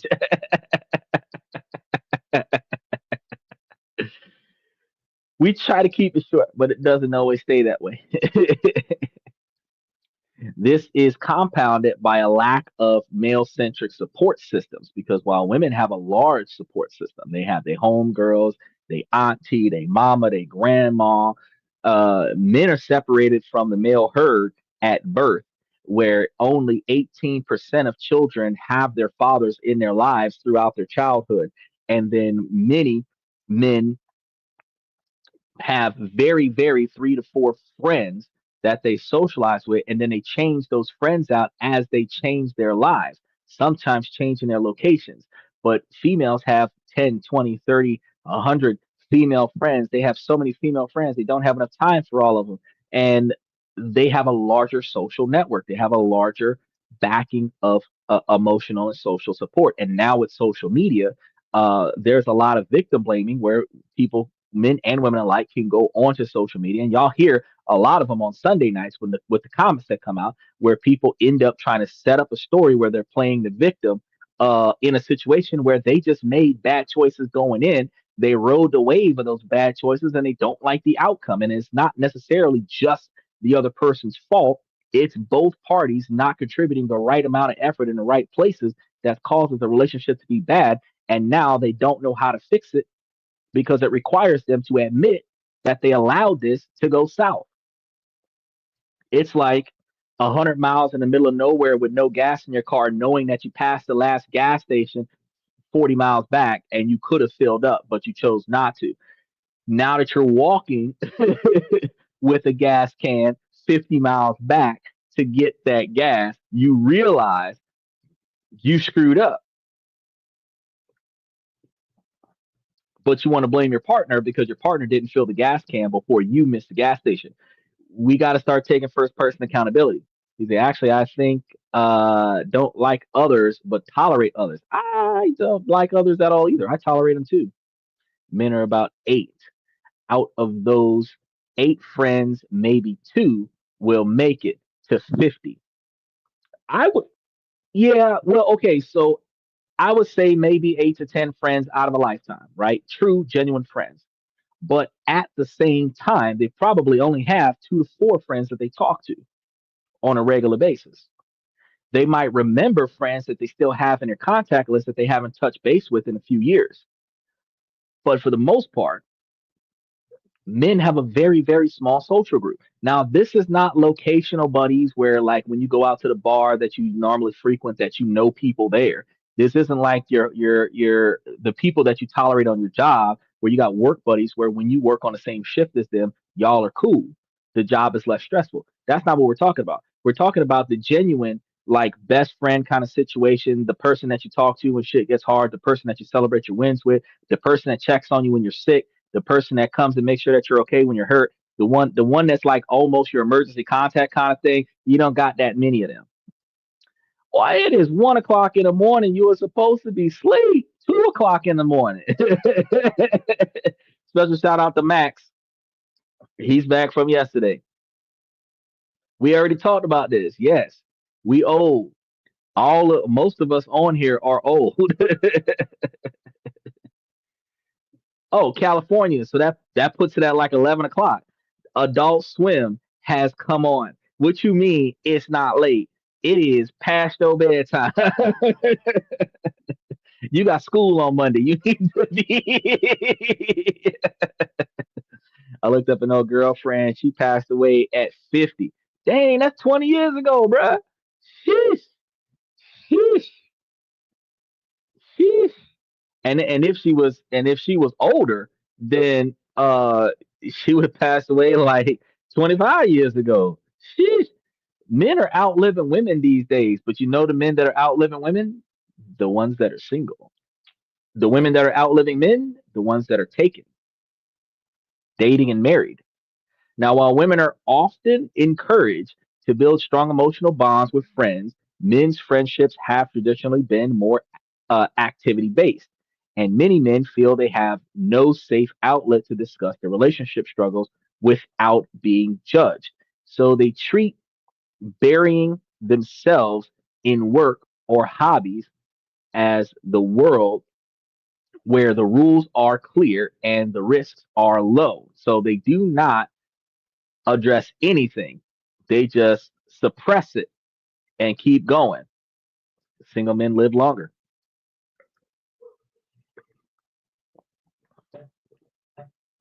Which again, so outside of the tax breaks that don't really benefit us because we have more cost than when we have financial benefits, uh, we save more money when we take that 41% of our money instead of putting it on her, putting it on stocks, bonds, and real estate, estate sales, and then we boost up our financial position by building a retirement that we're satisfied with. Then we live a stress-free life, and with that stress-free life, we would benefit from the presence of a non-toxic, non-catastrophic woman, but we would be okay if there wasn't one there.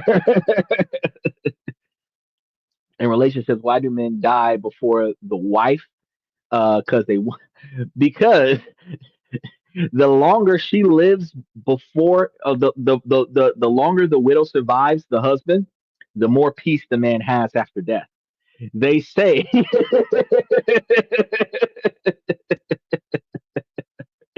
that if he can die 30 minutes before her, he'll be in heaven for all of 30 minutes.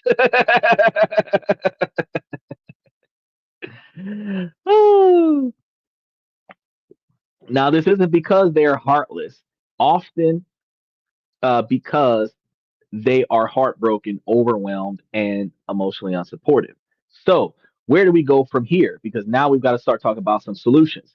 The solution isn't to point fingers or to force men back into the dating market they are choosing to leave. It starts with understanding. So, these trends aren't a men versus women issue. They are a symptom of a societal shift where old relationship models are breaking down. So for men, the path forward seems to be self sovereignty. The focus is shifting inward instead of seeking validity from a partner. So they are building it themselves, becoming financially stable, physically healthy, and mentally resilient. The idea is that by building a life of value on their own, a relationship becomes an addition to an already fulfilling life, not a requirement for one, as we've talked about on the show before. So for women, understanding these dynamics is crucial because it means looking beyond the frustrations of a smaller dating pool and asking what modern men are experiencing. It means fostering an environment for genuine partnership to flourish through open communication without weaponized therapy speak. It means showing appreciation, being clear with expectations, and being willing to share the load of building a relationship. The future of dating will likely look very different. Casual, low effort dating may be replaced by more intentional courtship. As more men opt out of the mainstream dating pool, those who remain will likely be highly motivated because this could lead to fewer but higher quality relationships. This retreat is not the end of relationships, it is a wake up call because it's a market correction and a silent protest against a system that feels broken. The way forward is not through blame, but through empathy, self improvement, and mutual respect. Now, the retreat of men from the dating world is one of the most significant social trends of our time, next to the Me Too movement. And it's not about men giving up on love, it's about them giving up on a system that feels set up for failure. So, from the paradoxical expectations and the soul crushing nature of dating apps to the financial risks and the allure of a peaceful solo life, the reasons are complex and personal. And this is a fundamental reevaluation of where men are choosing to place their energy and identity. The message is clear. They are choosing themselves. The long term impact on society remains to be seen. But on one thing being completely clear, the conversation about dating can no longer ignore the needs of men,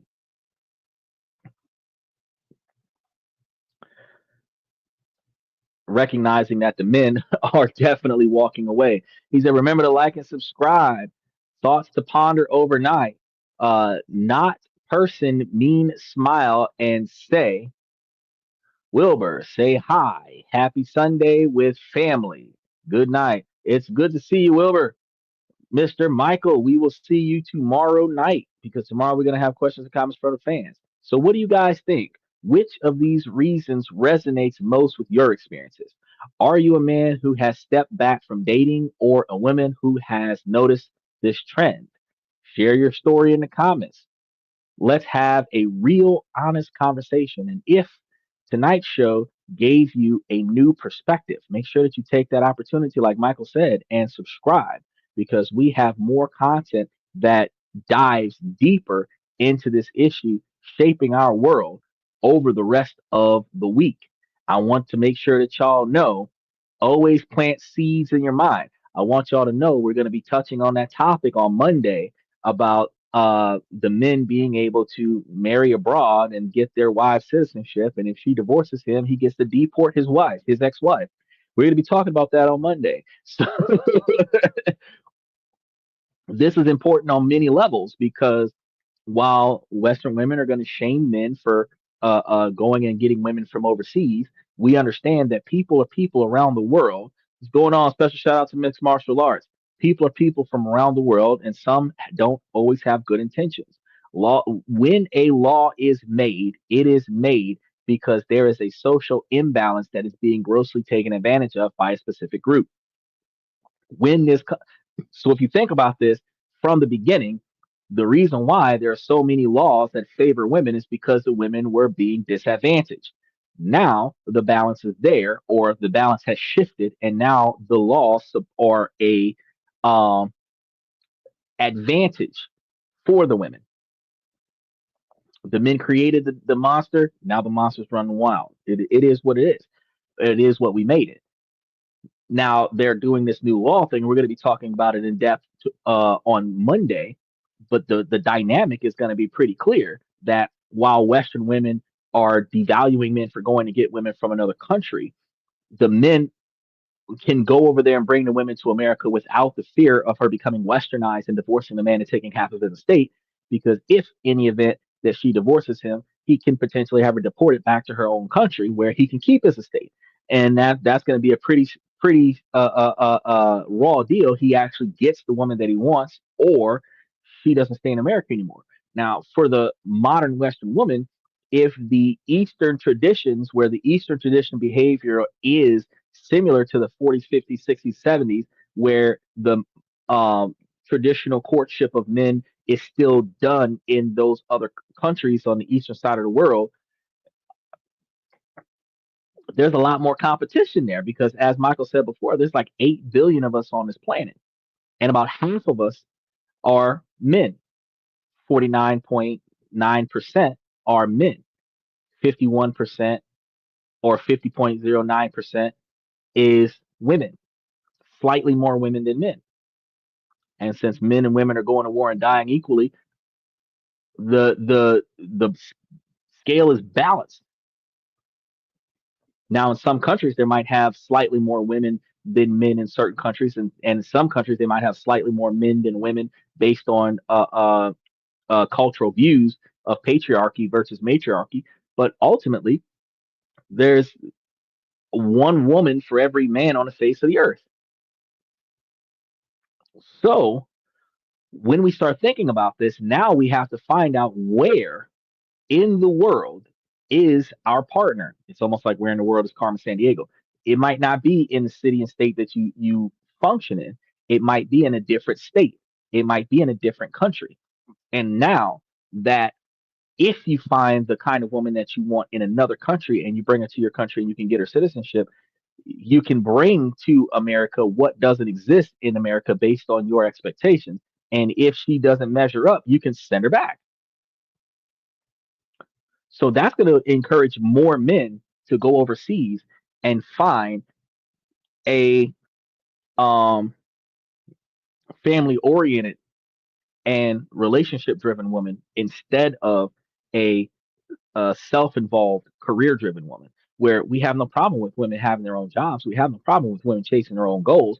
But when they're not prioritizing the relationship, a man can work a full-time job and be a successful CEO and still prioritize his relationship. A woman should be able to do the same thing. If they're both going to be Fortune 500 individuals, he needs to find a woman in the same field that he's in so that they can move up together and not compete.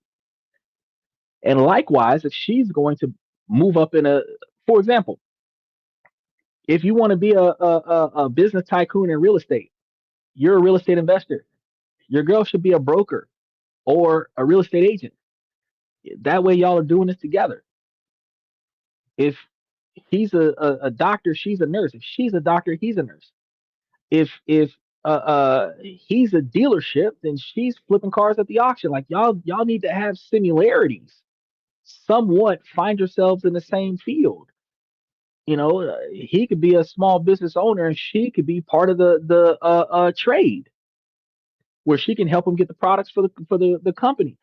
If y'all are in the same, reasonably in the same field, y'all can work together to be tycoons. Y'all can build a family business, teach the children about the family business, teach what mom does and teach what dad does, and be totally successful together.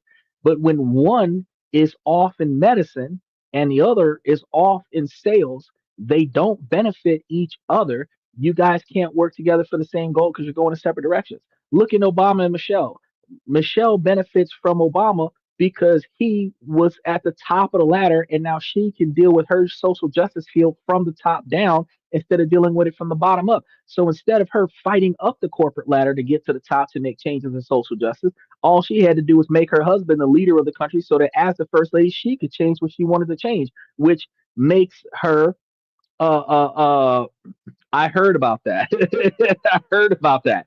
But that makes her uh she supported her husband so that he could support her. That's the reason why I use that as an example.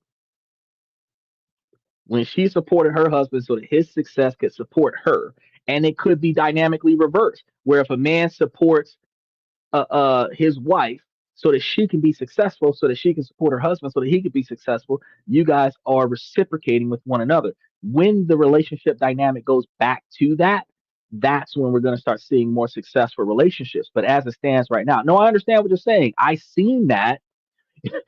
You really want me to touch on that topic? I seen that there were posts around social media that claim that Michelle used to be a Michael.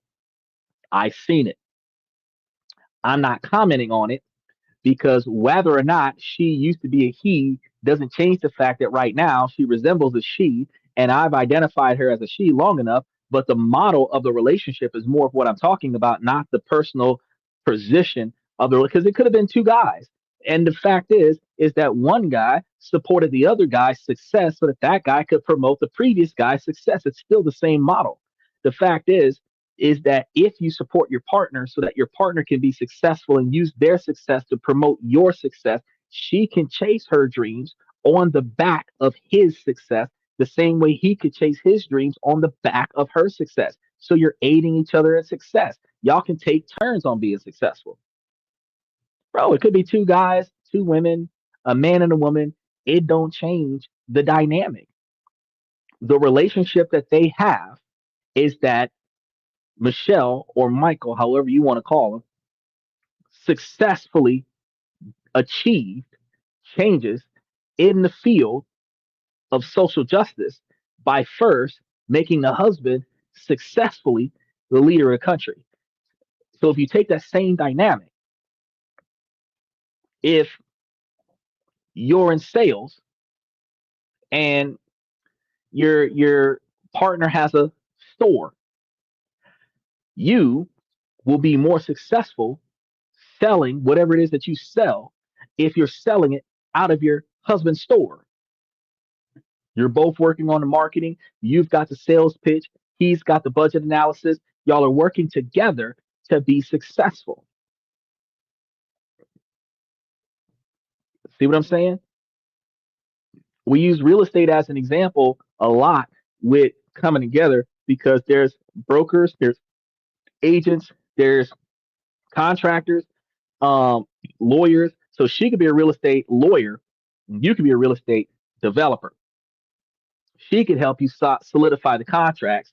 You can get the deals set in stone, and y'all can make money together. It doesn't really matter. But if she went to law and she's in tax law and you're an accountant, y'all can bank off of each other. You understand? That's what I'm saying is that if you pay attention to if her career really matters, it only matters because her career accompanies my career. Her choice of dreams and visions blends well with my dreams and visions, which makes it easier for us to support each other because we're headed in the same direction already. If we already have a parallel path, it is not that hard to support each other. But if we're going in opposite directions, where I'm in tech and you're an oil refinery, we can't promote each other. You're on an oil rig, I'm crushing computers. You, I'm in coding. You know what I mean? You can't use what I do to make you better, and I can't use what you do to make me better. And that puts me in a position where one of us has to make a sacrifice for the other one to succeed so that the other person can now carry the burden to make the first person succeed. The same way a teacher and a cop come together. It doesn't work. A teacher can't go to be a professor while the cop is trying to be sergeant because somebody's got to stay home with the kids. So the dynamic is you've got to find somebody that's on the same path as you or a similar path as you so that you can mesh better with them. So while I do this podcast, I teach on the side. A good partner for me would be to find a teacher. I teach, she teaches too. We could build a whole business around teaching folks. And that increases our ability to work together. That's the idea. Is that do you think there can be something positive to working in a totally different field as one significant other? It can allow them to both have their own separate lives together.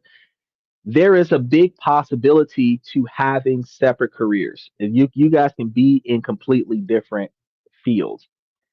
But when you start talking about reaching the top of both of those fields, it is the more diverse the relationship is, the harder it is to boost it up.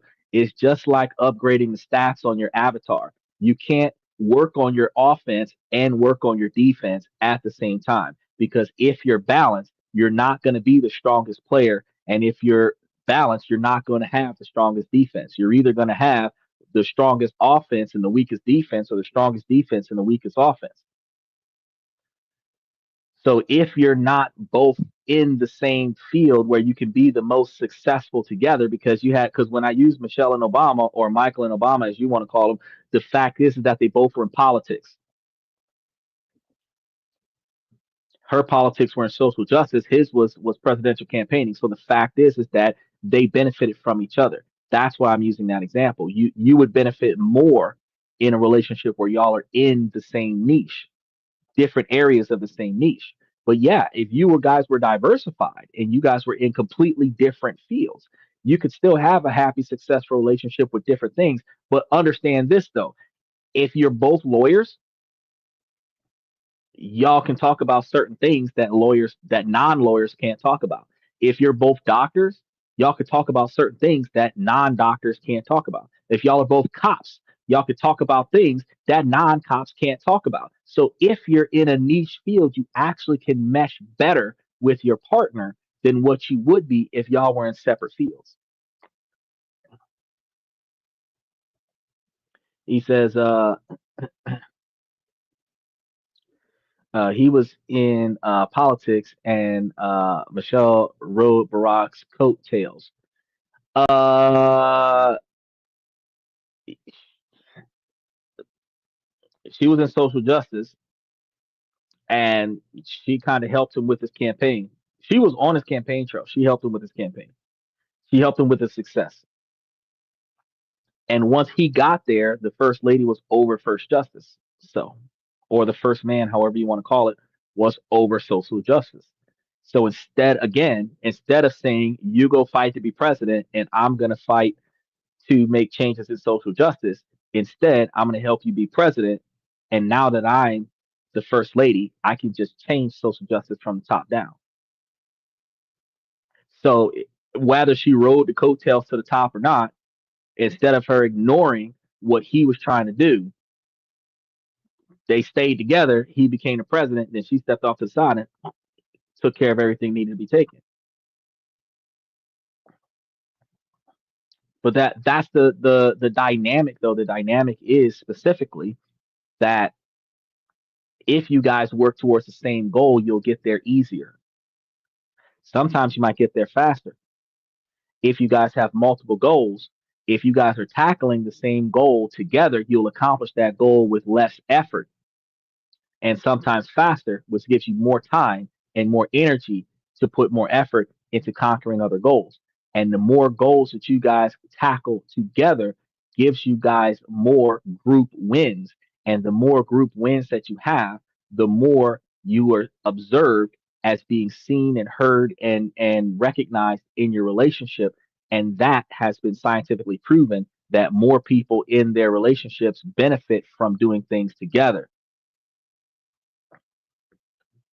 Certain jobs have high divorce rates, so it's better to have a mixed job in the relationship. Thoughts. Um, some jobs have higher divorce rates because you essentially have to marry the job for the sake of, because you spend more time on your job than you spend at the house with your partner, which is the reason why some jobs, like being police officers, you spend more time having mixed gender partners have affairs with one another because they spend more time in the car with their partner than they spend at the house with their husband or their wife. That doesn't necessarily mean that if one person is a cop and the other person is a school teacher, or one person is a cop and the other person is a nurse, that the relationship would have been more successful. Military is going to have a high relationship failure rate, whether it's divorce or breakups, because they're deployed for 2 to 4 years at a time. So if the relationship just started and now he's going overseas, by the time he comes back, she's pregnant with somebody's kid, or she has two kids while he's gone for 4 years and she's moved on with her life. God forbid that you go on tour and you come back after 6 or 7 years. Even your wife has moved on or your husband has moved on. The human nature is not to really wait that long, especially when there's sexual desire afoot.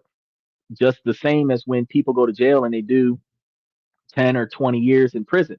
They don't expect their partner to not sleep with anybody the whole time that they're in jail, but they do hope that their partner will drop whatever they had going on while they were locked up and get back with the person that went to jail. That's not realistic thinking, but that's the expectation. Now we have to understand that outside of the type of careers that require you to dedicate your entire life to that career, there are careers that have time off that you literally can walk away from and not put any more effort into. Those careers would partner better with other people in a similar type of career. It don't have to be the exact same careers. You don't have to have two teachers dating one another, but it is beneficial if, because you have a better understanding. If you and I do the same thing for work in two different areas, I could be a teacher in a college, and you could be a teacher in middle school. We both know what it's like to deal with students, so we both know what it's like to have to grade papers. We both know what it's like to prepare the exams. So we have an understanding. If I'm trying to get tenure, you know what that's like. You're trying to get tenure, I know what that's like. If you have a similar work option in your relationships, you will have an easier time working together. But that doesn't mean that you can't have separate relationships. It's just going to be a challenge because you will have to take turns.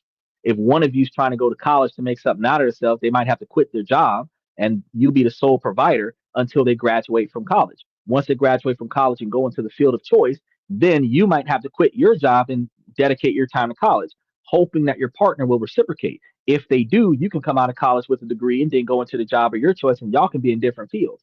But usually, when this happens, When the man quits his job, some women are offended by that because now she's the breadwinner and a lot of them want to be kept and they walk away from the relationship. So while the man can work two jobs and put the woman through college, there aren't a lot of them that will reciprocate. That's the art. That's the complaint. There's a lack of reciprocation in relationships. So that's why it may be best to have different fields. Two cop relationships would be really stressful. No, two cops, two, okay, so a cop and a teacher, the cop might sleep with his partner because he spends more time with his partner than he does with his wife or her husband. Two teachers, they know what's going on. Now, you're talking about the difference with diversification of personal choice. So if we both know what school is like and all we got to talk about is school, we don't really have much different to talk about because we both teach in school. So the difference between a car dealer talking about sales and a nurse talking about a patient dying in a hospital is that they can talk about different areas of their jobs. But when you start talking about the ability to promote success in your life, in your personal life, it is easier. It is easier for you guys to have similar niches because you both can go in the same direction with that. The same way if you and your girl both drive Nissan Maximus or y'all both drive a similar model Audi. If y'all both drive the same Audi, y'all got two different cars, but they're the same company. Y'all can bring both the cars to the same mechanic shop and get them fixed and have the same pricing, as opposed to you got to take one to Dodge and one to Ford. You would have to take turns.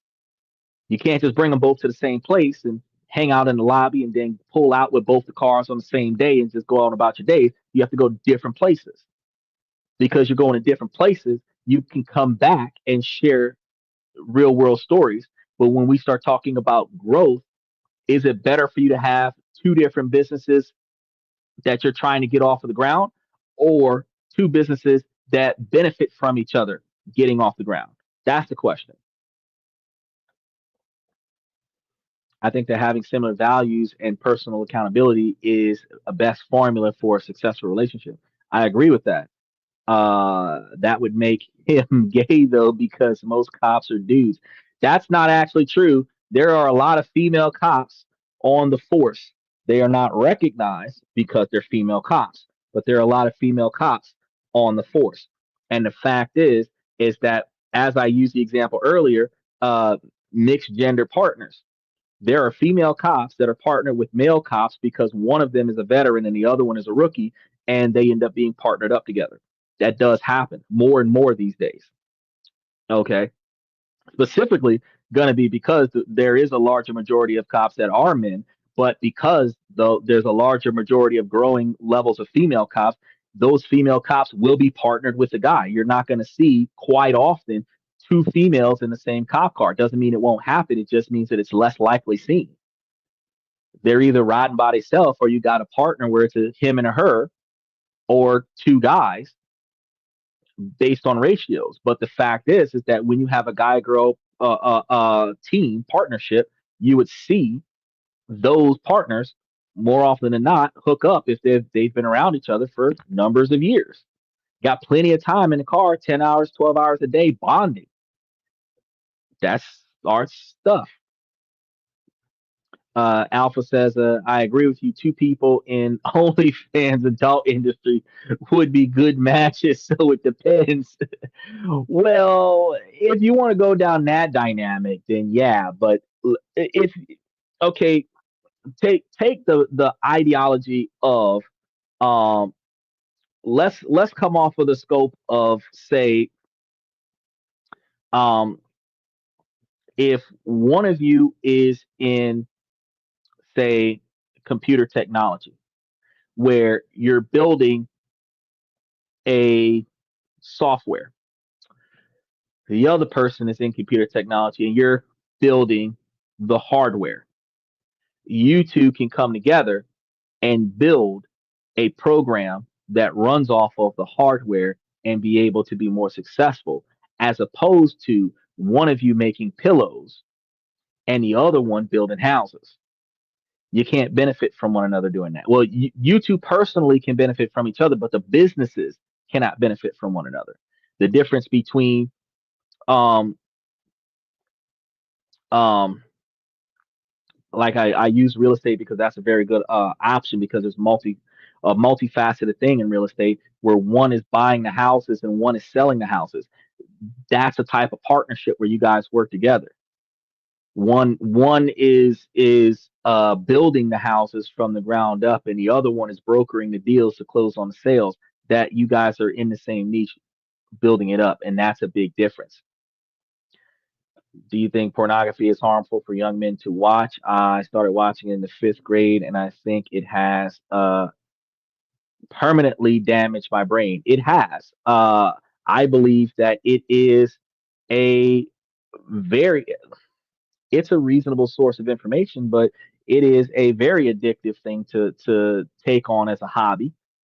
It is one of the topics that I didn't throw in here as one of the reasons why men are pulling away from the dating field because they can get the self gratification from watching pornography. One of the reasons why pornography is beginning to silently be um, reduced on the internet. It's not outlawed yet. It's just being excessively reduced. They're requiring identification and account login. So eventually, you're not going to be able to just get on as a guest user and watch free porn. You're going to have to create an account so they monitor who you are and what porn you're watching. That's going to be a thing coming soon. Or in order for you to remain anonymous, you're not going to be able to watch porn. One of the two. Um, but the thing is that it gives unrealistic expectations for sex. Men and women alike watch porn. Women probably watch it more than men. It's just that men are more willing to admit it. And the fact is that the expectations of the longevity of the porn videos that are cropped in segments, you're like, oh yeah, 2 hour sex drive. Now that man probably has 30 or 40 different breaks in the middle of that. And um, I can't say because statistics on that is going to be based off of people who are willing to admit that versus the people who actually do it. So it's based on honesty. It's not based on accuracy. And the fact is that men are not as vocal as women. So women are going to admit more often than not that they watch porn, and men are not going to admit as often that they watch porn. So if you pulled up statistics, you're not going to get genuine statistics on that. But what I can tell you is that the expectations are flawed. The the cardio that is required for what happens in pornography is unrealistic versus the actual happenings of a relationship. A lot of people who believe that 1 hour and 3 hour drive times is what the interaction is all about. When truth be told, that under 5 minutes, including foreplay, is the full dynamic of the engagement. And when you realize that realistically speaking, that the drive of a sexual encounter is usually under 5 minutes, what are you doing for the remainder of the 55 minutes that y'all are in there working up a sweat? Typically, the man is entertaining the woman in other ways, causing other sensory stimulation outside of the actual activity. The feathers, the pillows, the ropes, the whips, the all of the role play and all of this other stuff that's going on. And then when you finally get down to business, you've got about 5 minutes to 20 minutes worth of thrust time. And then after that, that's it. That's it. And guys with lower drives probably not going to need much more than 1 to 3 minutes. So the rest of the hour, he's at the gym with his partner in the bedroom putting in cardio. Yeah, I know. A lot of people have been talking about that. We covered the show one time before about that, and the retention thing is it's a good maintaining uh, your testosterone because every time you release a level of testosterone, and as men get older, it takes longer to replenish that testosterone if you don't have the proper diet. So we did put it in our membership back in the day, and it should still be there archived where there was a list of fruits and vegetables and other foods that you can put into your diet that would aid in naturally increasing your free testosterone levels outside of taking testosterone boosters or other types of uh, free testosterone building supplements. But you can take those free testosterone building supplements. It's going to give you a whole lot of short term gratification because you're going to pop these pills and it'll last you for a couple hours, and then once that passes through your system, you're back down to the way you used to be. And it costs more money to take the supplements than it does to have the food incorporated into your daily diet because then you would be replenishing on a regular basis. Um, I appreciate that, Alpha. Special shout out to Alpha. He said, agreed. It depends on the field. Two can work with each other and make bank, like OnlyFans. Well, yeah, two can come together and make bank. OnlyFans is a reasonable dynamic, but there are plenty of other areas that two people can come together. You just have it. It would be um, like, for example, um, an electrician. She could work the office. He could take the calls. Same thing with plumbers. Same thing with any type of family business where they oh my God, he said OnlyFans is owned by the Jewish. Uh, well, in Ukraine, they're actually taxing OnlyFans and using it as a source to fund their military. So I mean, in some countries it's highly promoted. But that just goes to show you the market that is there. In order for that much money to be made off of adult video content, there has to be a demand for that type of stimulation, which is not being provided in the social engagements, which means that somebody somewhere is leaving.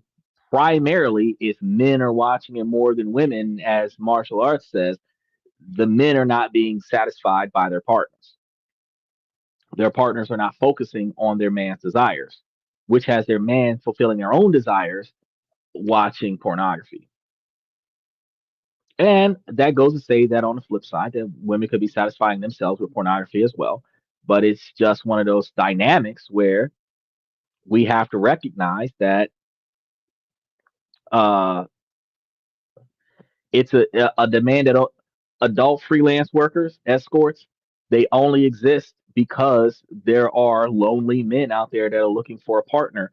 And those lonely men do not have to be single men. Those men could be married for 10 and 15 years. And what that means is that because he's not getting what he needs out of his relationship, he's willing to pay another woman to give him what his girlfriend or his wife will not give him, even though he pays for his girlfriend or his wife's standard of living, which is a double standard because now he's paying for two women, the one that he wants and the one that he needs. And women don't think about that. They just complain about it.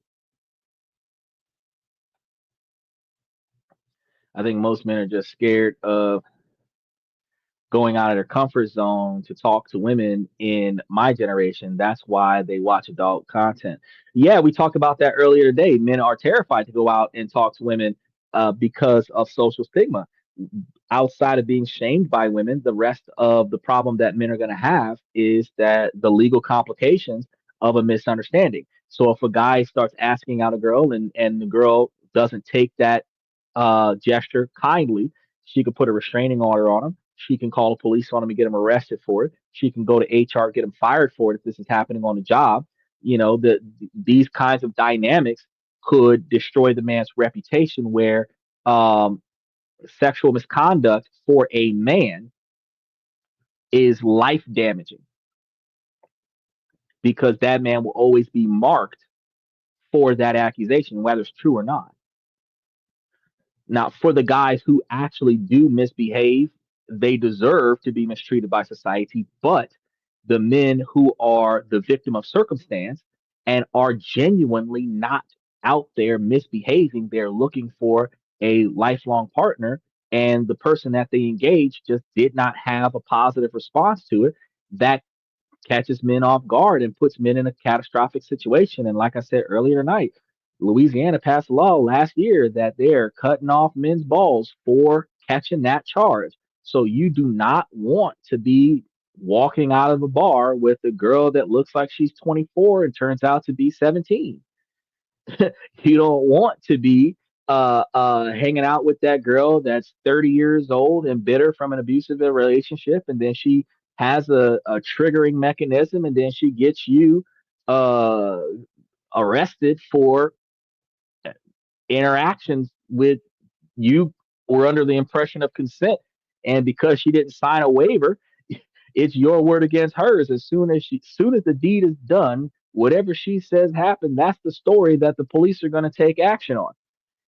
As long as she's not complaining, you don't have a problem. But as soon as she complains, whether it's true or not, the man has a problem. Women have an issue with being abducted by men, but men have the issue with having accusations made against them. And the abduction of the women is as traumatizing to the women as the false accusation on the men who did not do it. And women are not going to agree with that, but I'm going to be honest with you. Yeah.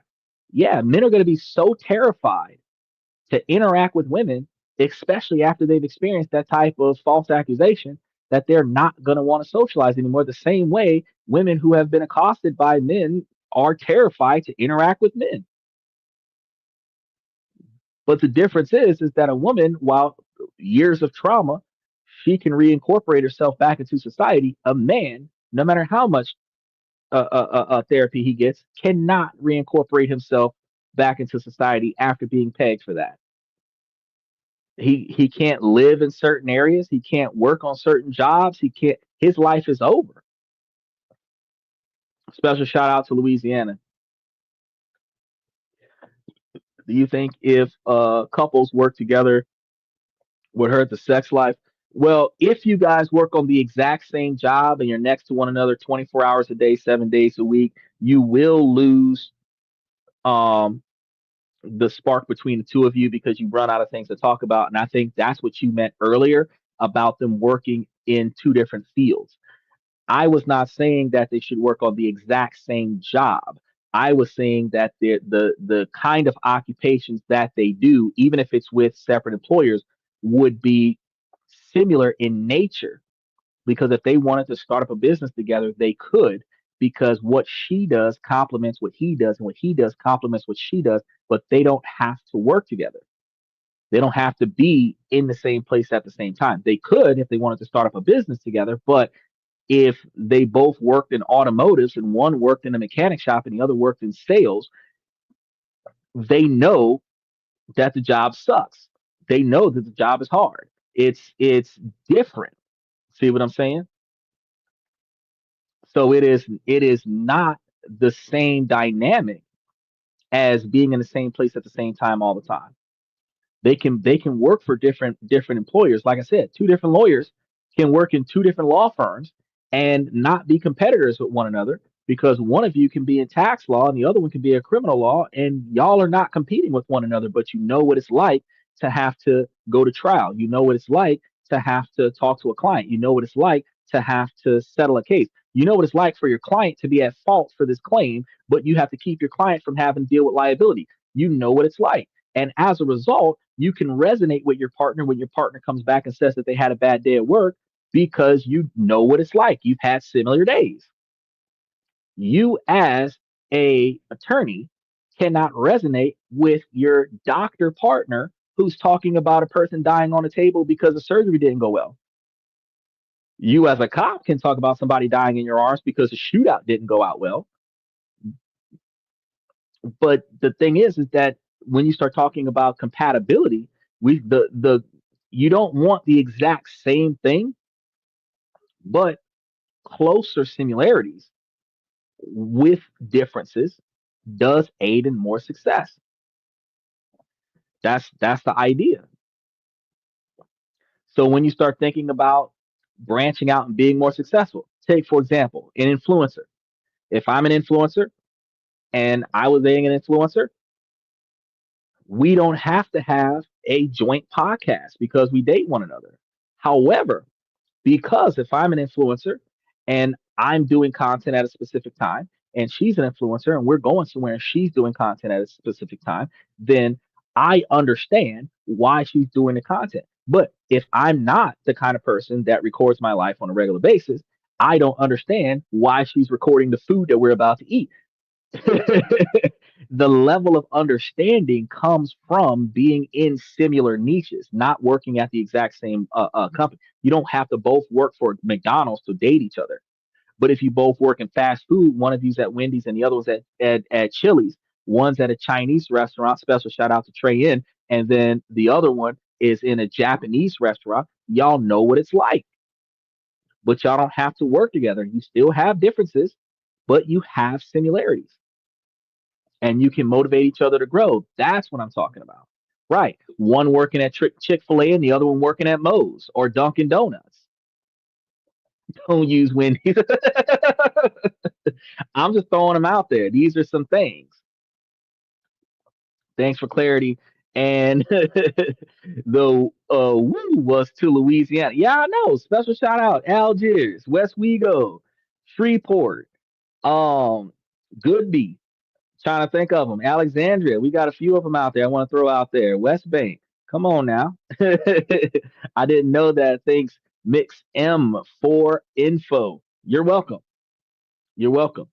That's what we're here for. We're here to enlighten. Make sure that you guys take the opportunity to like and subscribe because we're live 7 nights a week. Tomorrow we're going to have questions and comments from the fans. Monday we're going to be talking about how we can marry women abroad, bring them to America, and if we divorce them, we ship them back to where they came from, so we don't have them robbing us of everything we got no more. We're going to be going into details about that.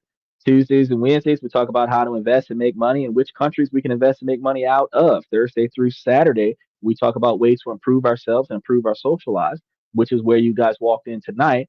And we've actually got most of next week already up. You're just going to see Monday, Tuesday, and Wednesday start going up tomorrow night.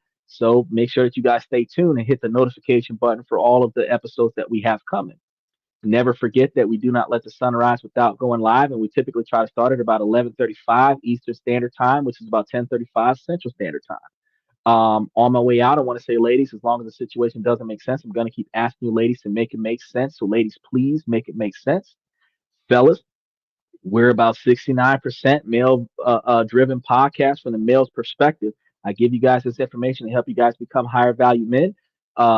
This is going to help you guys grow with your financial life as well as your personal life. And ladies, this is not gender exclusive information because today's topic was exclusively to help you ladies understand what you guys can do to mesh better with your men. Y'all can take the information that I give y'all on a day to day, week to week basis and help yourselves, ladies, become higher value women. If you improve the things that you don't like in your life, then you can be more satisfied with your standards, which allows you to find someone else that operates under the same standards as you. This increases your, because truthfully, one of the reasons why we find mismatches in our relationship choices is because we pick somebody where we are because we don't believe that we're worthy of somebody that is where we want to be. We're not willing to grow with them to make it to where we are if they are where we want to be. And that puts us in a position where if we don't find a person that is not where they want to be, that is willing to grow to where they want to be while we're growing to where we want to be, where we accept each other down and out on the way up. Until we find that person, we either find someone that is beneath us or we find someone that would be perceivably out of our league that we don't have the courage to go and engage, leaving us in a paradox of dissatisfaction. Once you've made it to where you want to be at in life, and it takes a man 75% of his life to get there, once you've made it there, now you have a level of comfortability, but now you have higher expectations because now that you have reached that goal, you're not willing to accept anyone in that position. And now the person that's going to match your expectations is going to have a harder time to qualify because you went through so much trouble to get here. How much sleep do you get at night? I don't sleep at night. I sleep during the day because I finish in the next I'm finishing now because I got a client that's coming up in about 25 minutes and I got to take the dogs for a walk.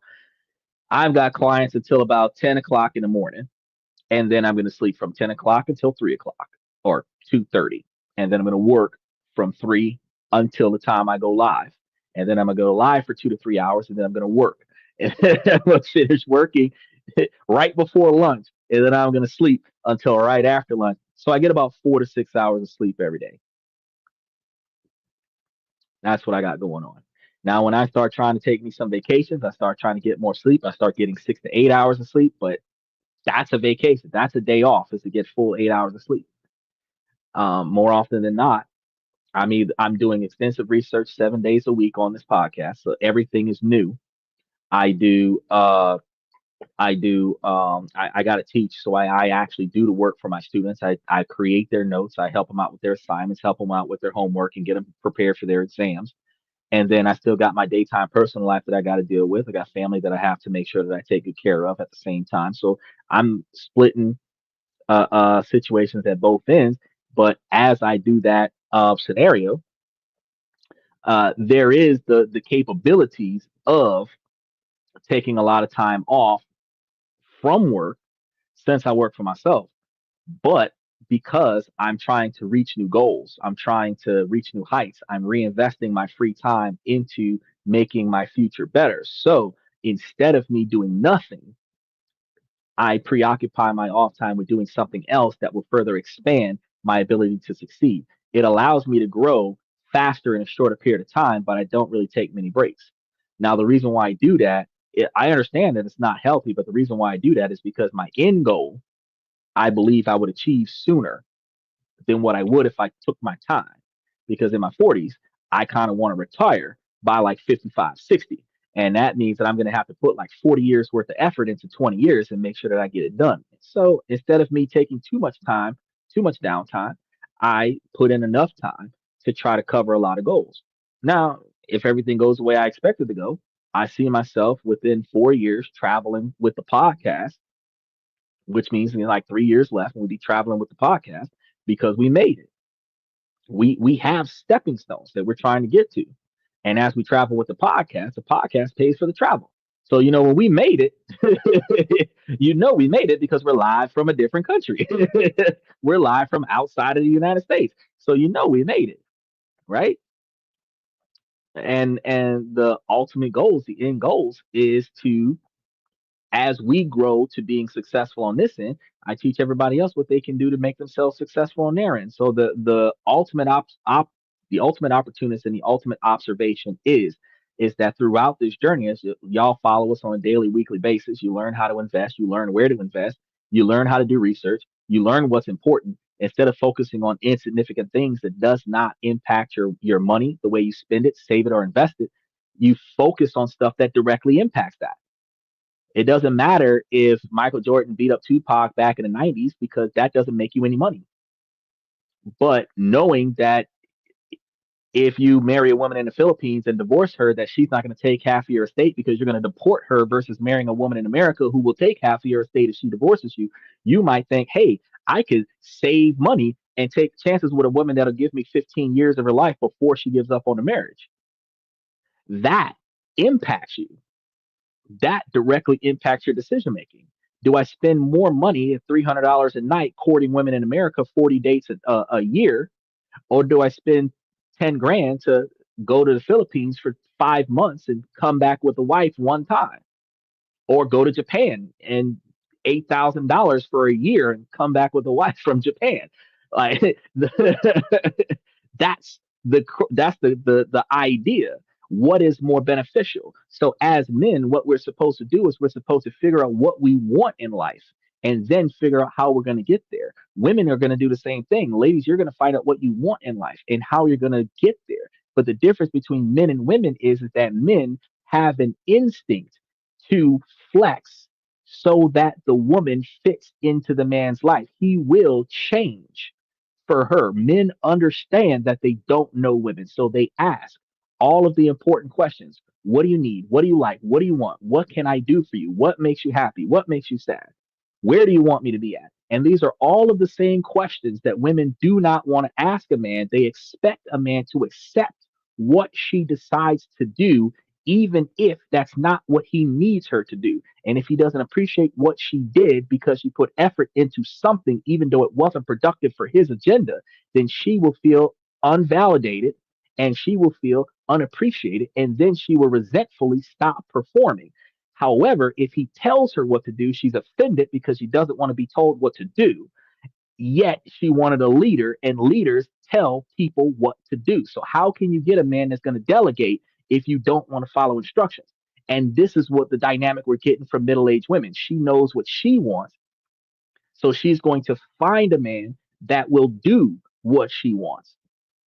Now, the problem with that is that she doesn't respect a man that doesn't take charge and lead the direction he knows they should go. So you're still dealing with the relationships failing because instead of her finding a leader and following his lead, she's finding a follower because that's the only way she's going to be able to get what she wants. And then she doesn't respect him because he doesn't lead. And that still leads to two different types of failed relationships. And this is one of the main reasons why we are, or one of plenty of reasons why we have the average relationship lasting 1 year, 5 months, 6 days, because within the first 90 days of lust, once that's over, you're just counting down the clock before us not agreeing starts becoming us breaking up. It is fundamentally around compromise and communication, but it is ultimately cooperation. You have to choose to be the partner that your partner needs, not force your partner to be the person you need.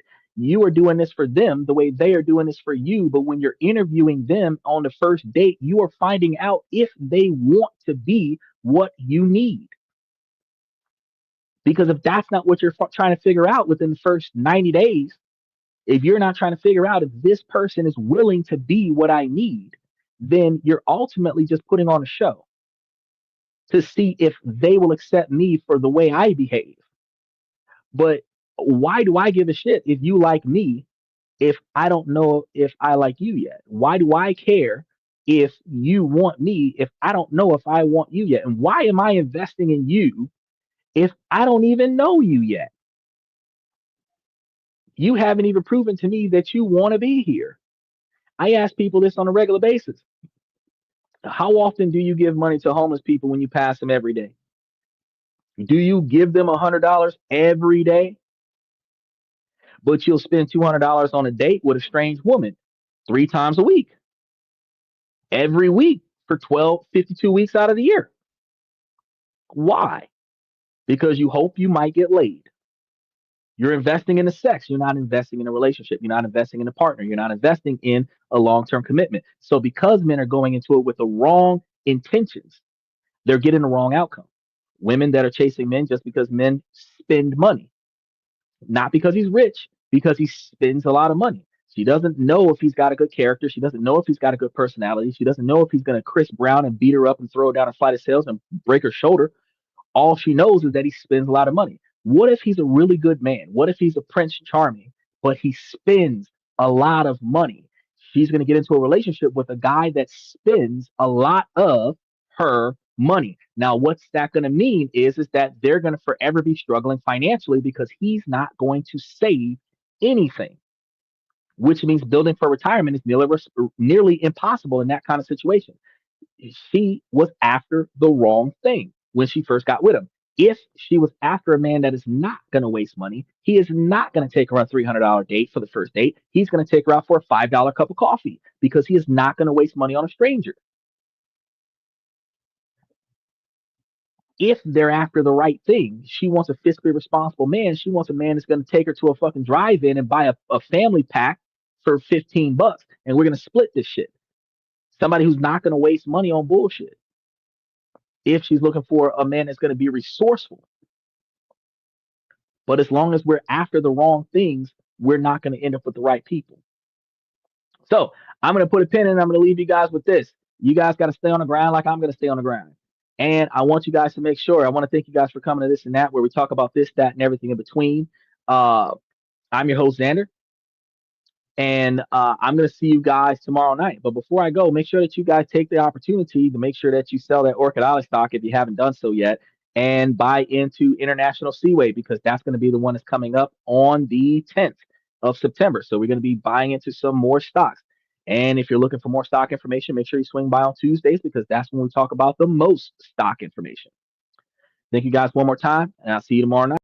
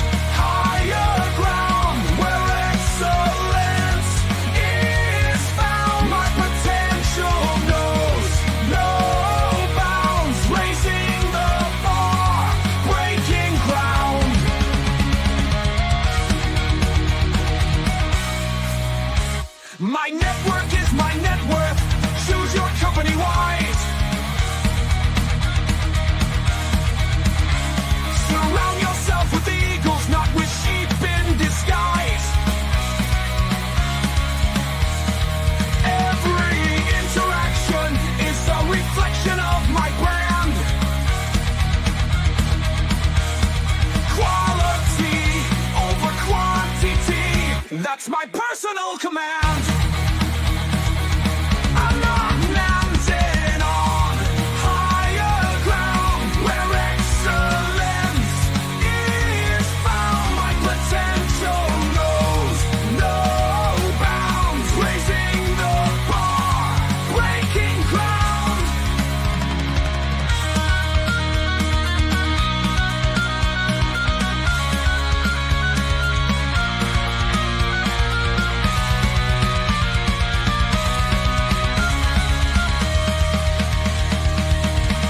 I'm not just living, I'm manifesting my vision, cutting through limitations with surgical precision. My expectations are my compass, my respect is my shield to mediocrity and chaos. I will never